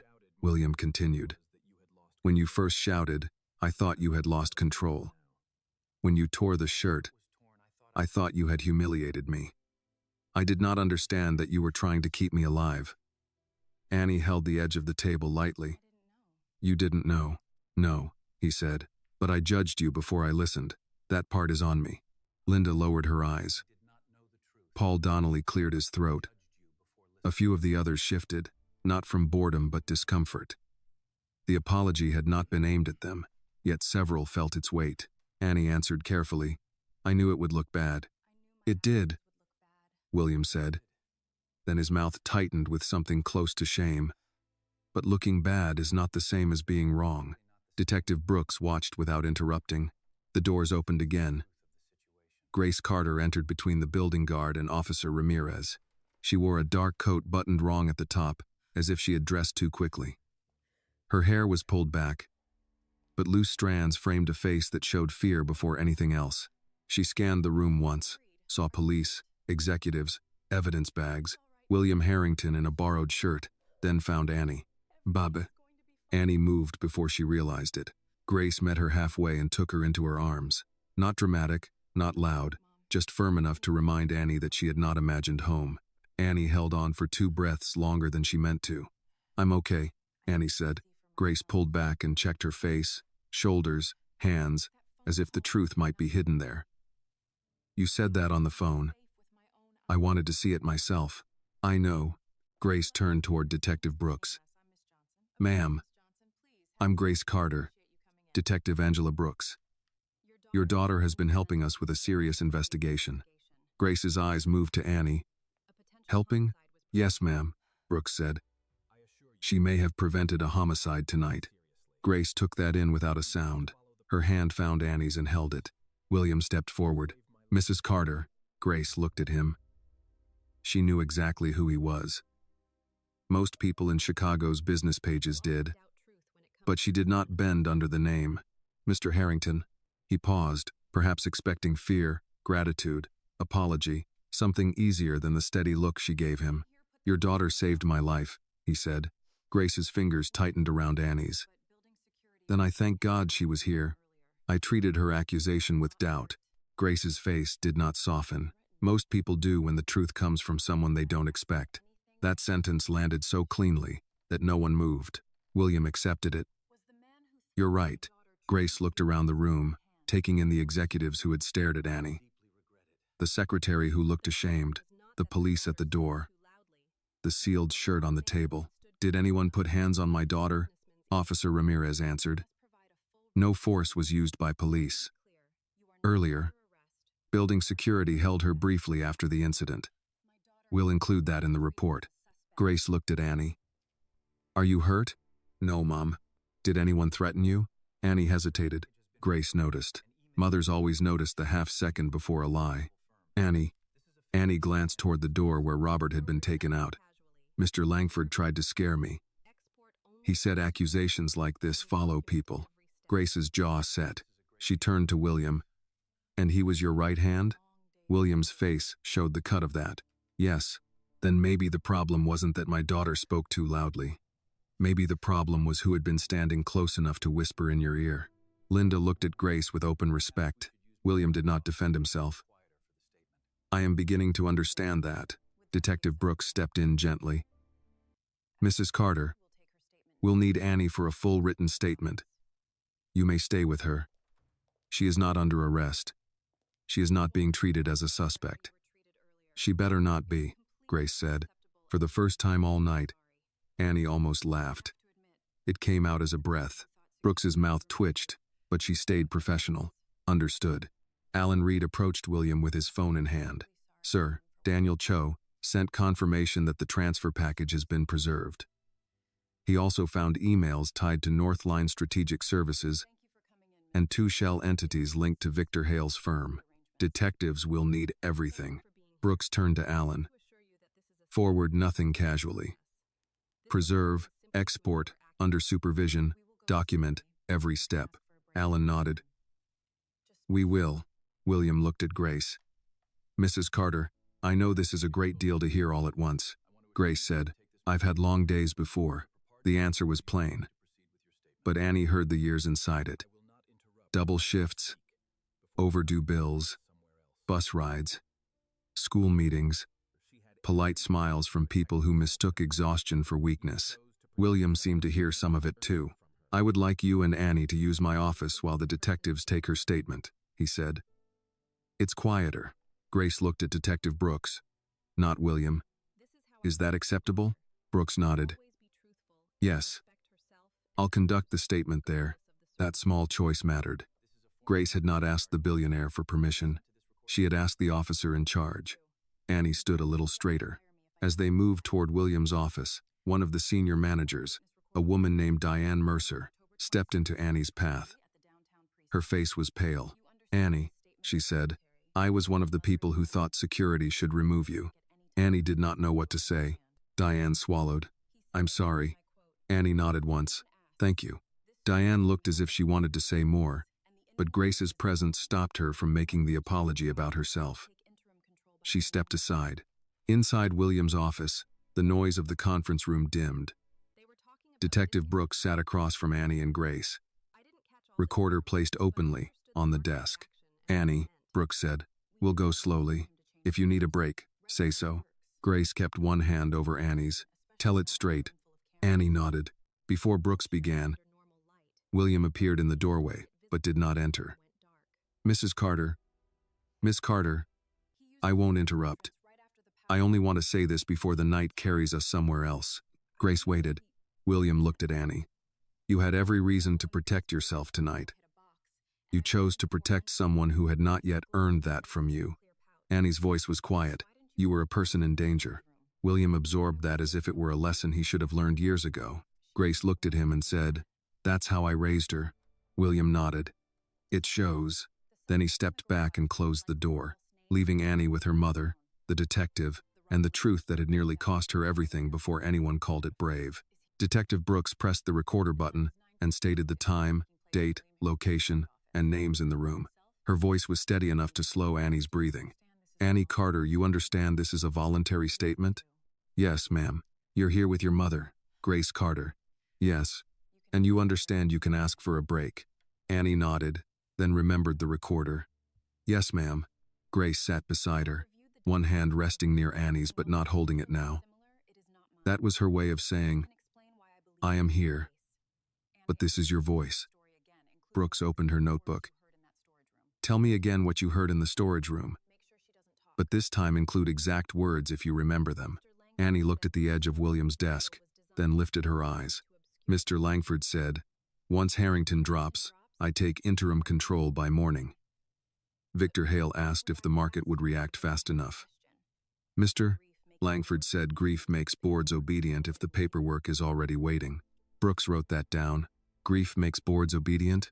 "Yes, ma'am." Grace's face tightened, but she stayed silent. Annie continued. "Mr. Hale said something about discounted blocks. He said if the transfer happened before Monday, Calvert Dominion would control enough pressure to force a sale. I don't know all the financial terms, but that was the meaning." "You're doing fine," Brooks said. "What about the shirt?"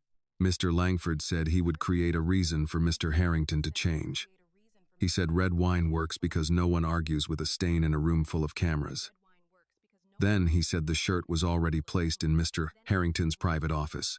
Brooks looked up. "He used the words already placed?" "Yes. That matters." Annie swallowed. Victor asked if the powder would show. Mr. Langford said not under normal light.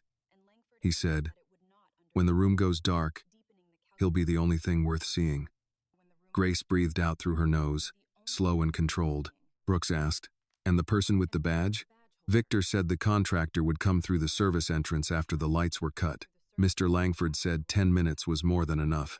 Victor asked if the man knew where to strike. Mr. Langford said, "The neck is exposed if he's relaxed and laughing." Annie stopped. For the first time since the party, her stomach turned hard enough that she had to look away. Saying it in order made it worse. In the conference room, everything had been noise and movement. Here, behind William's closed office door, the plan sounded calm, patient, almost businesslike. Grace's hand covered hers. "Take a breath." Annie did. Brooks waited. She did not rush her, and Annie was grateful for that. When they left, Annie said, Mr. Langford hit the box with his elbow, and the bottle fell. I waited. Then I went in, got gloves from the utility station, picked up the bottle, and put it in a clear pouch. I kept it in my blazer pocket until I showed it to Mr. Harrington. Brooks nodded. Why didn't you call police from the storage room? Annie had expected that question. It still hurt. Because I was scared, she said, and because I didn't think anyone would believe me fast enough. I thought if I called and tried to explain, by the time anyone understood, the party would already be happening. Grace looked at the detective. She is not wrong to think that. Brooks met her eyes. I know. That simple answer shifted something in Grace's face. Not trust exactly, but the beginning of it. A knock came at the door. Brooks paused the recorder. Come in. Officer Ramirez opened the door just enough to speak. Detective. The garage suspect gave a name, Calvin Price. Likely false. He had a prepaid phone. Last 3 outgoing texts were to a number saved as RL. Brooks glanced at Annie, then at Grace. We'll need to verify. She looked back at Ramirez. Any response from Hale? Detectives are at his hotel. He checked out 30 minutes ago. Airport police have been notified. Brooks nodded. Thank you. The door closed. Annie looked at her mother. He's running? Grace squeezed her hand once. People who tell the truth don't have to run. Brooks turned the recorder back on. Annie, after you returned upstairs, did Mr. Langford see you before the spill? Yes. He saw me near the side table. He asked if I had somewhere else to be. Exact words? He said, Annie, isn't it? This is an executive evening. You can return to the reception area. Grace's eyes sharpened. He said Annie. Isn't it? Annie nodded. He knew my name. He was pretending not to. Brooks wrote that down too. What did you do? I stayed. I pretended to count napkins. Then the wine? Yes. Mr. Langford raised his glass and said, to the man who built all of this. Then he stepped wrong, or made it look that way. And the wine spilled on Mr. Harrington's vest and shirt. Did it look accidental? If I hadn't heard the plan, maybe. But he didn't look surprised fast enough. Brooks looked up. That's a good detail. He apologized right away, Annie said. Too quickly. Then he brought the white shirt from Mr. Harrington's office like he knew exactly where it was. And after Mr. Harrington changed, Mr. Langford touched him. Chest. Shoulder. He joked that Mr. Harrington looked younger, like a startup founder. People laughed. Then the lights announcement came. Brooks leaned back slightly. And at that point, you acted. I waited until I saw the mark, Annie said. The room was still bright at first, but I could see faint powder where his hand had been. I knew once the lights went out, it would get worse. I didn't want to tear his shirt. I didn't want everyone looking at me like that.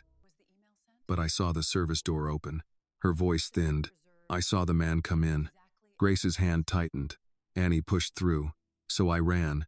Brooks stopped the recorder again, not because the statement was over, but because a firm knock struck the door twice. This time William opened it himself. He did not step inside. Detective, he said, I apologize for interrupting. Daniel Cho just found an email draft in Robert's archived files. It was scheduled to go out Monday morning to the board, citing my sudden medical emergency and recommending Robert as interim executive authority. Annie felt the room tilt without moving. Brooks stood. Was it sent? No, scheduled. Preserve the system exactly as is. Already done. Grace looked at William. So, my daughter was right about all of it. William's eyes moved to Annie, and there was no doubt left in them now. Yes, Mrs. Carter, he said quietly. She was. Grace's words stayed in the office after William answered her. So my daughter was right about all of it. Annie did not know why that sentence made her want to cry more than the fear had. Maybe because fear had kept her moving, while being believed gave her body permission to feel what had almost happened. She looked at her mother's hand over hers, then at Detective Brooks, then at William standing in the doorway like a man who had just opened a locked room inside his own life and found it filled with names he did not want to read. Detective Brooks closed her notebook. Mr. Harrington, we need that email draft preserved by a forensic technician. No screenshots passed around. No forwarding, unless directed. Your outside auditor should stop touching the file until our cyber unit gets a copy. William nodded. I'll tell him now. Also, Brooks said, we're going to need Mr. Langford's office secured. No assistants, no cleaning crew, no executives looking for personal items. Done. Grace looked at William. Was he the kind of man people were afraid to question? William paused. Yes. Then don't be surprised it took someone with nothing to lose in that room to say what others wouldn't. Annie turned to her. Mom. Grace did not look away from William. No. I mean it. Rooms like this don't get dangerous all at once. They get dangerous when everybody learns which truth costs too much to say. William accepted that without defense. You're right. Detective Brooks gave Grace a quick look, almost approving, then turned back to Annie. I have enough for this portion. We'll take a formal written statement downtown, or here with counsel present, depending on what the department decides. For tonight, I want you to stay available. Annie nodded. Am I allowed to go home? Brooks's answer was careful. Soon. But not until we know whether Victor Hale is in custody, and whether anyone else tied to this plan is still loose. Grace's shoulders tightened. You think Annie could be in danger? Brooks did not soften the truth. She is the witness who interrupted the plan. We won't ignore that. William stepped farther into the room. They can stay here, or I can arrange a secure hotel. Grace's chin lifted. We're not charity cases, Mr. Harrington. I did not mean it that way. I know what you meant. I also know how fast help from powerful people can start feeling like ownership. William looked as if the words struck somewhere old. Then let me say it differently. Mrs. Carter, your daughter became a target by saving my life inside my building. I have a responsibility to make sure both of you leave here safely tonight. You can choose how that happens, but I cannot pretend it isn't my responsibility. Grace studied him. She was not easily impressed. Annie knew that. She had met landlords with soft voices and hard leases, managers who smiled while cutting hours, school officials who praised Annie's potential while explaining why a fee waiver had been misplaced. Grace trusted actions after they had survived time. Finally, she said, police first, then we talk. Fair, William said. A call came through Brooks's radio. She stepped toward the window and listened. Annie caught only pieces. Airport unit, black SUV, Hale, Terminal Access Road. Brooks responded, then turned back. Victor Hale has been stopped near O'Hare, she said. Not formally booked yet, but he is in custody. Annie breathed out. Grace whispered, thank God. William's face hardened. Did he have anything with him? Brooks said, documents, 2 phones, and a passport. We'll know more after search warrants and processing. William gave a short nod. But his attention had shifted inward. The whole plot had formed around him, while he sat in meetings with the man who planned it. A shirt, placed in his private office. A false lighting order, a fake maintenance badge, a board email drafted before his body had even hit the carpet. It was not only attempted murder, it was rehearsal for a world without him. Linda knocked on the open door. Sir, Detective Mason is ready to review Robert's office access. Also, Daniel Cho is on hold again. He says the scheduled board email isn't the only draft. William closed his eyes briefly. What else? Linda glanced at Annie and Grace, then back to him. A press statement. The office went quiet. William's voice lowered. Saying what? Linda swallowed. That you suffered an unexpected medical episode during a private company gathering, and that Mr. Langford would address leadership continuity. Grace shook her head once. He wrote the story before he finished the sin. No one corrected her. William turned to Annie. Did you hear them talk about a press statement? No, sir. Brooks said. That means we're still uncovering parts of the plan. William looked at Linda. Tell Daniel to preserve everything and stop digging until detectives direct him. Linda nodded and left. Annie rubbed her thumb against the side of her hand. Detective Brooks? Yes. If I hadn't picked up the bottle, would anyone have believed me? Brooks took a moment before answering. Maybe eventually. Maybe not soon enough. Evidence gives truth a place to stand. Grace looked at Annie. That's why you used gloves. Annie nodded, but her voice was small. I was afraid I'd mess it up. You didn't, Brooks said. And understand something. What you did was brave, but bravery doesn't mean you should have had to carry it alone. That was the first sentence of the night that made Annie feel young. Not childish, not small, just young. 18. Old enough to act, too young to have been left with a billionaire's life in her hands. William seemed to hear that too. I failed to build a room where she could have spoken sooner, he said. Grace looked at him. Then build one now. He nodded slowly. I will. Brooks closed the recorder case and stood.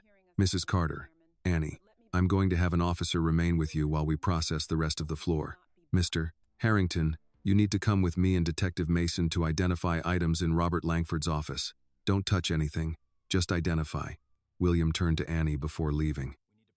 Miss Carter, when I come back, I would like to speak with you and your mother. Not as a chairman to an intern. As a man who owes you an honest conversation. Annie did not know what to say, so Grace answered for both of them. We'll listen, she said, but we won't be bought. William's mouth moved almost into a smile, though there was no joy in it. I'm beginning to understand that too. He left with Detective Brooks. The door stayed open.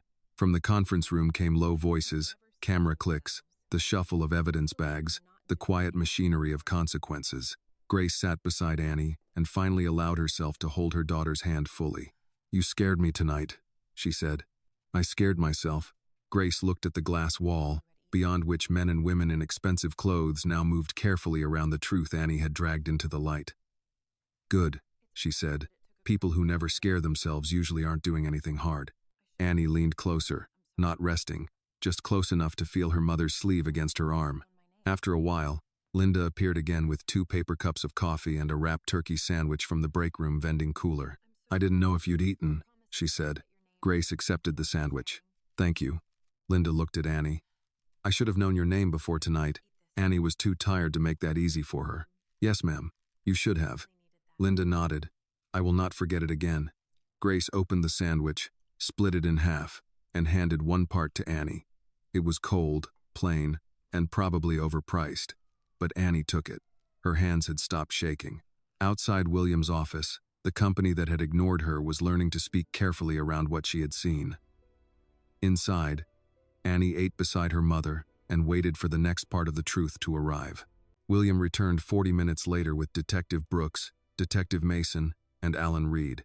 He had left the office looking like a man trying to understand a crime. He came back looking like a man who had recognized the hand that wrote it. Grace noticed first. What did you find? She asked. William stopped near the doorway. For a moment, the billionaire, the founder, the man whose name sat on the building, seemed unsure how to speak in front of the woman whose daughter had saved him. Detective Brooks answered for him, enough to support a wider investigation, financial crimes, attempted homicide, conspiracy, possibly securities fraud. Mr. Langford's office had copies of transfer documents, draft board communications, and contact records tied to Victor Hale. Annie set down the half-eaten sandwich. So it was all real. Brooks looked at her. Yes. Grace turned to Annie and touched her shoulder. You knew that before they did. William heard the sentence and looked away for 1 second, not at the floor, not in shame alone, but toward the city lights beyond the glass, as if searching for the right place to put the weight of what he owed. Alan stepped inside with a folder pressed under one arm. Mr. Harrington, detectives will need your formal statement soon. The board has also been notified that there was an incident, without details. Daniel Cho is preserving the audit trail. Good, William said. Linda appeared behind them, carrying a fresh legal pad. She looked tired now. The kind of tired that made people honest. Sir, the remaining guests are waiting for instructions. Some want to leave. Some are afraid they'll be questioned if they go. Detective Mason said. They can leave after we record contact information and identify who witnessed relevant moments. No one deletes messages, photos, or video. Make that clear. Linda nodded. I will. William turned to her. Linda. Yes, sir? Before they leave, ask them to gather in the conference room. Alan's brow tightened. William, I'd advise against a speech. It won't be a speech. Anything you say could be repeated. William looked at Annie. Good. Grace studied him but said nothing. A few minutes later, the remaining employees stood in the conference room again. The music was off. The food had been cleared to one side but not removed, because the table was still part of the evening's record. The sealed evidence had been taken into police custody. The torn shirt was gone, but everyone remembered where it had been. Annie stood beside Grace near the doorway, not at the center. She preferred it that way. But William noticed and motioned gently. "Miss Carter, would you and your mother stand here, please?" Annie looked at Grace. Grace said quietly, "Stand where truth put you." So Annie stepped forward with her mother beside her. William faced the room. His pale blue shirt was wrinkled now. His hair was no longer neat. He looked less like a magazine cover, and more like a man who had lived through a night that would follow him. "I won't keep anyone long," he said. "The police will give instructions about statements, evidence, and privacy. You will follow them. You will not gossip about this. You will not post about this. You will not turn tonight into entertainment." No one moved. William continued, "But before anyone leaves, there is something that needs to be said in this room, because this is the room where it failed to be said earlier." Annie felt her throat tighten. William turned slightly toward her. Annie Carter told the truth tonight. She told it while being mocked, doubted, and treated as if her position made her words less valuable. The room went still in a new way. "She was right," William said. "About the shirt, about the powder, about the lights, about the service entrance, about Robert Langford. She was right, while many of us were busy being comfortable with the idea that she must be wrong." Linda lowered her eyes. Paul Donnelly took off his glasses and held them in one hand. William's voice became quieter. "That includes me." Annie did not know where to look. Grace's hand brushed hers, a small signal to stay steady. William continued, "I am alive tonight because Annie acted before she was believed. That should trouble every person in this room, not only because of what almost happened to me, but because of what it says about us." A man from finance shifted his weight. Diane Mercer pressed her lips together. William looked around at them. "Some of you did not know her name before tonight. Some of you knew it and chose not to use it. Some of you saw an intern and forgot there was a person standing there. I did too, more than once. That ends now." No one applauded. It was not that kind of moment. Detective Brooks stood near the door, watching. William looked at Annie again. "Miss Carter, I cannot undo the way you were treated in the first moments after you saved my life. I cannot make those moments smaller than they were, but I can say clearly, in front of everyone here, that you did not attack me. You did not cause trouble. You prevented a crime." Annie's eyes burned, but she kept her chin level. "Thank you," she said. It was all she could manage. Grace spoke then, calm but firm. "My daughter did what she was raised to do. I hope this company learns to do the same." A few people looked at Grace with surprise. William did not. "Yes, Mrs. Carter," he said. "So do I." Detective Mason cleared his throat gently. "Mr. Harrington, we need to proceed with statements." William nodded. "Of course." The employees began moving in small, quiet lines toward the officers and legal staff. Some avoided Annie's eyes. Others met them briefly and looked ashamed. Diane Mercer approached again, this time stopping at a respectful distance from both Annie and Grace. "I was wrong," Diane said. "Not just tonight. Before tonight, too." Grace looked at her. "Then be different after tonight." Diane nodded. "I will try." "Don't try for us," Grace said. "Try for the next person nobody listens to." Diane had no answer, which may have been the most honest answer she had. Officer Ramirez came to the door. "Detective Brooks, they've confirmed Hale is being transported. The garage suspect's phone has messages tied to the second device found on Langford, Robert's hidden phone." Annie remembered the way his face had changed when it was found. Brooks nodded. "Good. Get those preserved." William heard and turned toward Alan. "Make sure the board knows Robert is removed from all authority effective immediately." "Already drafted," Alan said. "Pending your approval. Send it after detectives clear the language." "Yes, sir." Grace leaned closer to Annie. "You holding up?" Annie almost said yes out of habit. Instead, she said, "Barely." "That's an honest answer." William approached them again, slower this time, as if he had learned not every offer should arrive like an order. "Mrs. Carter, Miss Carter, Detective Brooks believes it would be wise for you not to go straight home until they finish initial arrests and confirm no one else is involved. I would like to arrange a secure place for tonight. You can refuse. You can choose the place. Police can be involved. but I'd like to help." Grace looked at Brooks. "Is that your recommendation?" Brooks nodded. "For tonight, yes." Out of caution, Grace thought it over. One night, somewhere police know, no cameras, no company people hovering.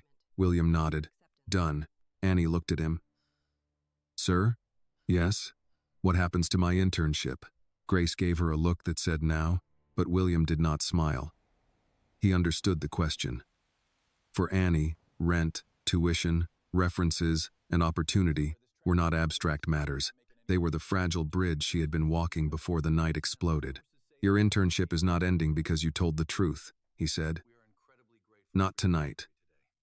Not ever." Annie nodded, but he continued. "And when this investigation allows it, we will discuss what comes next. Properly. With your mother present if you want. With terms written down, no favors whispered in hallways." Grace gave a small nod at that. Written down mattered. Detective Brooks stepped toward them. "We'll have an officer take you to a hotel, approved through our department list. Mr. Harrington's people can pay, but they don't manage it." Grace said, "That works." For the first time that night, Annie felt the possibility of leaving the building. The thought was strange. The city outside had kept moving, while a murder plot unraveled in a conference room. Trains ran, diners served coffee. Somewhere, people complained about traffic, watched late news, called their families, went to bed without knowing how close one life had come to ending under office lights. As Annie and Grace prepared to leave with Officer Ramirez, William stood near the conference room door. "Miss Carter," he said. Annie turned.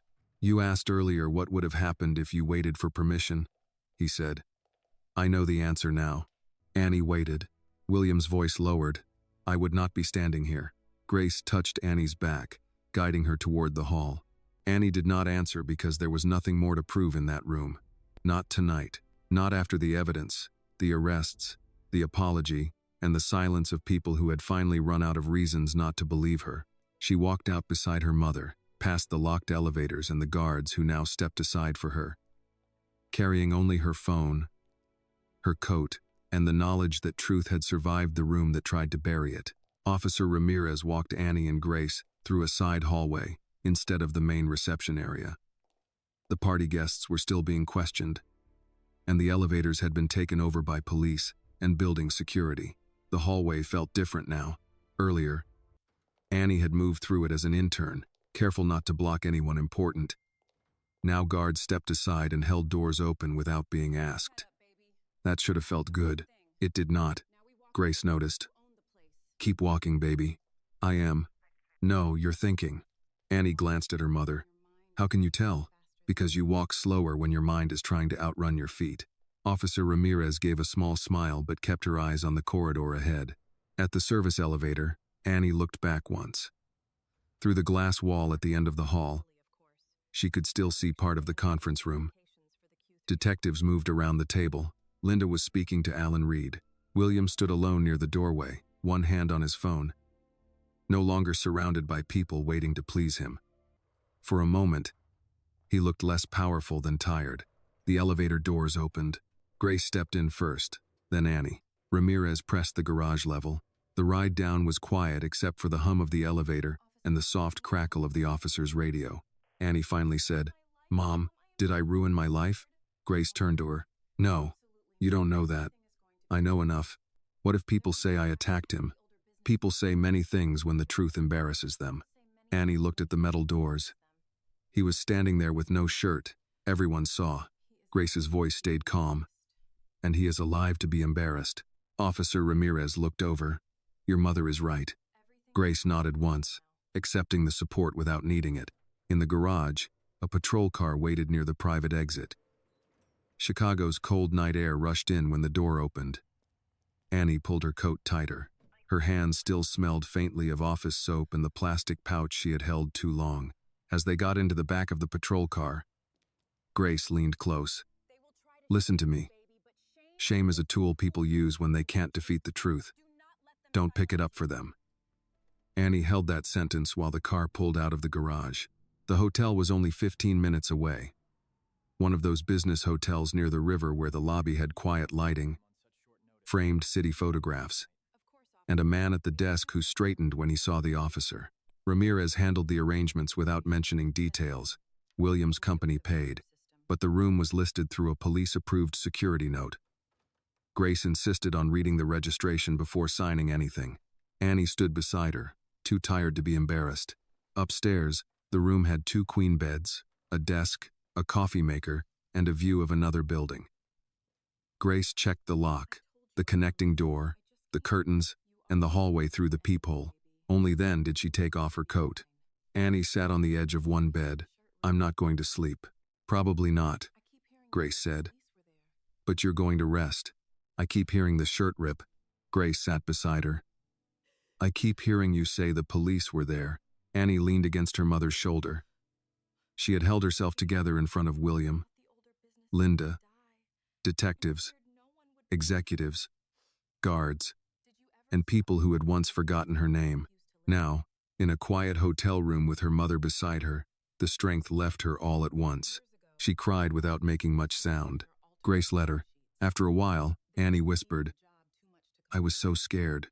I know. I thought he was going to die. I know. I thought nobody would believe me." Grace stroked the back of her hand. "That part I know too well." Annie looked at her. "Did you ever stop telling the truth because people wouldn't listen?" Grace took time before answering. "Yes." Annie was surprised. "You?" Grace gave a tired smile. "I'm your mother, not a statue." "What happened?" "Years ago, in an office where I worked, a supervisor was changing hours on people's timesheets. Mostly women who needed the job too badly to complain. I spoke up once. They told me it was a misunderstanding. I spoke up again. My hours got cut. After that, I learned to survive quietly for a while." Annie listened. Grace continued, "I'm not proud of every silence I kept, but I raised you hoping you'd know the difference between silence that protects your spirit and silence that protects someone else's wrongdoing." Annie wiped her face. "Tonight didn't feel brave. Most brave things don't. They feel like your stomach turning while your feet move anyway." A knock came at the door. Grace stood at once. "Who is it?" "Officer Ramirez." Grace checked the peephole, then opened the door with the chain still on. Ramirez stood outside holding a paper bag and 2 bottled waters. "I brought food. Nothing fancy. Turkey sandwiches, chips, fruit cups." Detective Brooks said, "You may be here a while." Grace accepted the bag. "Thank you. There's an officer in the hall for the night," Ramirez said. "Victor Hale is in custody. The garage suspect is being processed. Langford is still at the station with counsel." Annie stood. "Did he say anything?" "Not much that helps him." Ramirez looked at her carefully. "You should know his hidden phone had messages about the shirt, the powder, and the timing. Detectives will still need lab results, but the case is moving." Grace nodded. "Good." Ramirez handed Annie a card. "Detective Brooks asked me to give you this. Call if anyone contacts you, threatens you, offers you money, asks you to change your statement, or says they can make this easier." Annie took it. "Okay. And Annie?" "Yes, ma'am?" "You did the right thing." Annie looked down at the card. "People keep saying that now." Ramirez's face softened. "They should have said it sooner." After the officer left, Grace locked the door again. They ate at the small desk, not because they were hungry, but because the body needed proof the night was continuing. The turkey sandwich was dry. The chips were too salty. The fruit cup tasted like syrup. Annie ate every bite. Near midnight, Grace turned on the television with the volume low. Local news showed traffic on the expressway, a weather update, and a story about a high school basketball game. Nothing about Harrington Global yet. Annie watched the ordinary world and found comfort in its indifference. Her phone buzzed. A message from Linda Pierce appeared. "Miss Carter, this is Linda. Mr. Harrington asked me to confirm that you and your mother are safely settled. No response required tonight. Also, I am sorry again. I should have listened." Annie showed it to Grace. "Do you want to answer?" Grace asked. "Not tonight." "Then don't." Annie put the phone face down. At 1:17 a.m., another message came, this one from an unknown number. Annie froze. Grace saw her face and reached for the phone. The message read, "You don't know what you stepped into." Grace took a screenshot, then handed the phone back. "Call the detective." Annie called the number on the card. Detective Brooks answered on the 3rd ring, voice awake, not sleepy. "I got a message. Annie said. Read it to me. Annie did. Good job calling, Brooks said. Do not answer it. Send the screenshot to the secure number I'm texting you. We'll trace what we can. Is the officer still in the hall? Yes. Tell Officer Ramirez. I'll notify her too. Grace opened the door after checking again. Ramirez was already walking toward them, radio in hand. Detective called, she said. Let me see the message. Annie handed over the phone. Ramirez read it and looked at Grace. You did right not responding, Grace said. My daughter has done enough reacting for one night. Ramirez nodded. We'll increase checks on this floor. After the door closed again, Annie sat on the bed with her phone in her lap. I thought it was over, she said. Grace sat across from her. The dangerous part may be over. The hard part is not always the same thing. Annie looked at the message again before turning the phone off under her mother's instruction. You don't know what you stepped into. Maybe she did not. Not fully. She had stepped into money, power, crime, shame, race, class, loyalty, fear, all tangled together under office lights. But she also knew what Robert Langford had not understood. She had not stepped in alone. Grace turned off the lamp between the beds, leaving the bathroom light on. Annie lay down still wearing her socks, Detective Brooks's card on the nightstand. Her mother in the next bed, an officer in the hallway, and the city moving beyond the window. Sleep did not come quickly, but when Annie closed her eyes, she no longer saw only the torn shirt. She saw Robert stop speaking when the bottle appeared. She saw William finally listen, and she heard her mother's voice, quiet in the hotel dark. Truth survived tonight, Grace said. Annie opened her eyes. Barely. Grace answered. Barely is enough for morning. Morning came without feeling like morning. The hotel curtains had kept most of the light out. But a pale line slipped in at the edge and touched the carpet near Annie's shoes. She had slept maybe 2 hours, broken into small pieces. Each time she woke, she checked the nightstand for her phone, the detective's card, and the sound of her mother breathing in the next bed. Grace was already awake, sitting by the small desk with a paper cup of coffee from the lobby, and her coat folded over the chair. You didn't sleep, Annie said. Enough. That means no. Grace took a sip. It means I'm functioning. A soft knock came at the door. Grace checked the peephole, then opened it. Detective Brooks stood outside with Officer Ramirez and William Harrington behind her. William wore a dark overcoat over a clean shirt, no tie. He looked as if the night had followed him into the morning and refused to leave. Grace opened the door wider but did not step back far. Detective, Brooks nodded. Mrs. Carter, Annie, we have updates. And Mr. Harrington asked to speak with you. I told him that only happens if you agree. Grace looked at Annie. Annie sat up straighter. It's okay. They entered. William did not take a chair until Grace pointed to one. Annie noticed that. Last night, he would have stood wherever he wanted. This morning, he waited. Detective Brooks spoke first. Victor Hale is in custody. Robert Langford's hidden phone links him to Hale and to the man detained in the garage. The syringe and containers are with the lab. The first field test supports your statement about a marking substance, but formal results will take longer. Financial crimes is taking over the record side. For now, you're safe, but we still recommend caution. Annie nodded. What about the message I got? Prepaid phone, Brooks said. Likely connected to someone trying to scare you after Hale was stopped. We're tracing it. You did right by calling. Grace folded her arms. Will Annie need to go to the station? Yes, but not this minute. We can schedule a formal statement later today with you present. She's a witness, not a suspect. William looked at Annie. I'm glad to hear that said plainly. Grace turned to him. Plainly should have come sooner. He accepted it. Yes, ma'am. Detective Brooks gave them a moment, then stepped toward the door. I'll be outside. Take your time, but not too much. This is still active. When the door closed, the room felt smaller. William looked at Annie first, then at Grace. I won't pretend a thank you is enough. Annie did not answer. He continued. Last night, you asked what would happen to your internship. I gave you an answer, but it was incomplete. You will not lose your place at Harrington Global because you told the truth. You will not be punished quietly later. You will not be written out of this story to protect my pride. Grace watched him closely. And how do we know that? I asked Alan Reed to draft a written protection agreement before I came here.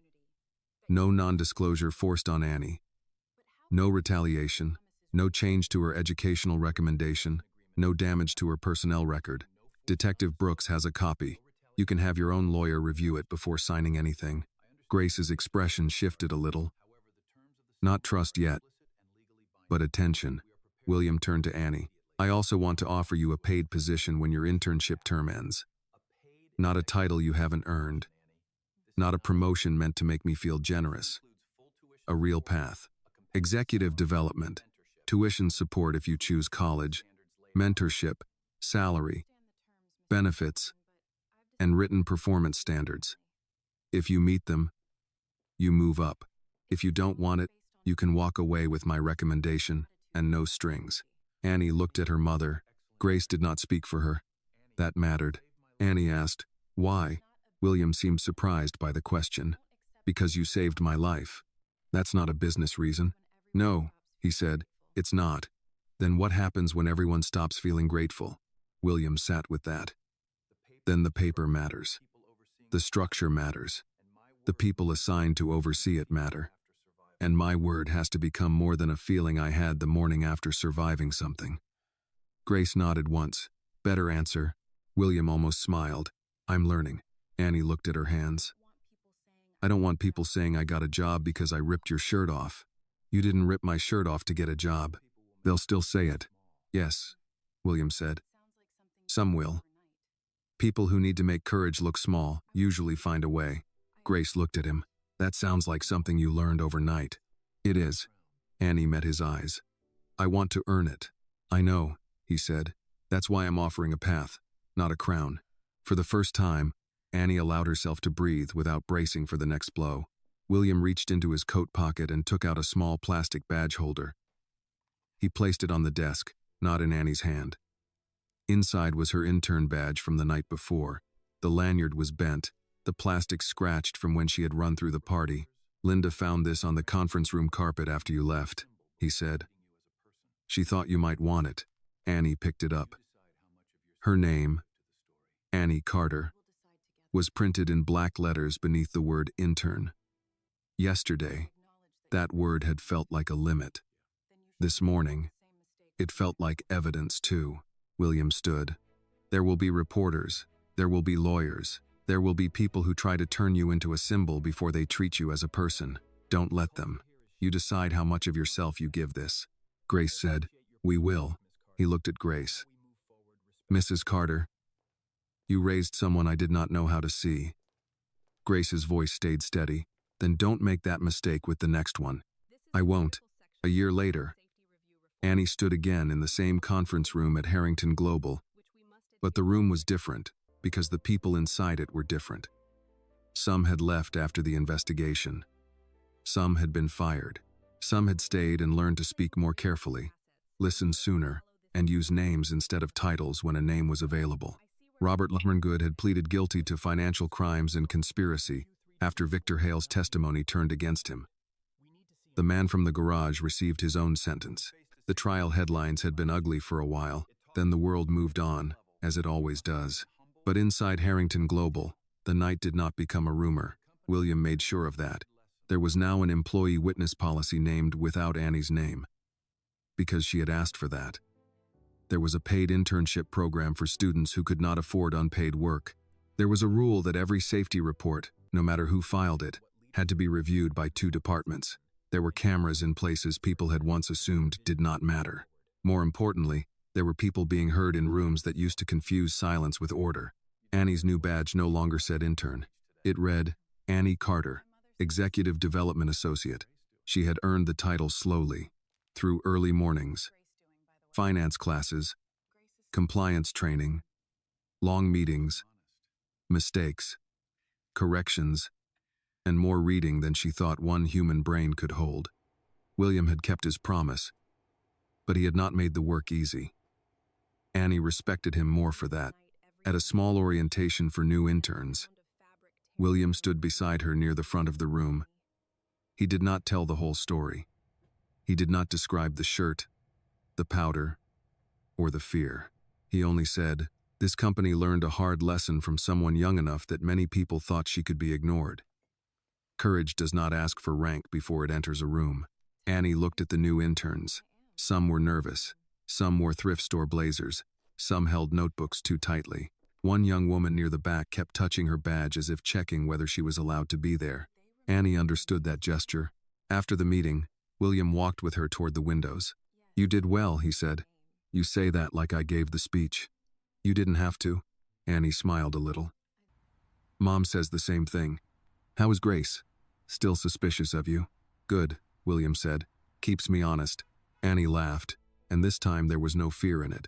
Later that evening, she rode the train south with her coat across her lap and her new badge tucked safely in her bag. The city moved past the window in gray, gold, and brick. She thought about the night everything changed, about the sound of fabric tearing, about the room that had not believed her until evidence forced it to listen. She no longer wished it had happened quietly. Some truths arrive softly. Others have to break through a room. When Annie got home, Grace was at the kitchen table with 2 cups of tea. She looked at the badge, then at her daughter. "Still standing?" Grace asked. Annie set the badge on the table. "Still standing." Grace touched the edge of it with one finger. "And did they remember your name today?" Annie sat across from her. "Yes, ma'am, they did." Outside, traffic moved along the avenue.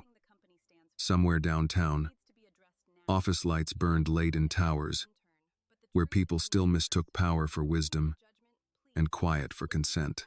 But in one of those towers, a man lived because a young woman had refused to wait for permission. And Annie Carter knew now that truth did not need to be welcomed into a room to change what happened there. Sometimes it only needed one voice, one witness, one person willing to move, while everyone else stood still. Barely had been enough for morning, and morning, at last, had become a beginning. The lesson of Annie Carter's story is that truth does not need power, status, or permission to matter. Sometimes the person everyone overlooks is the one who sees danger most clearly. Annie was only an intern, but she had the courage to speak when silence would have been safer for her.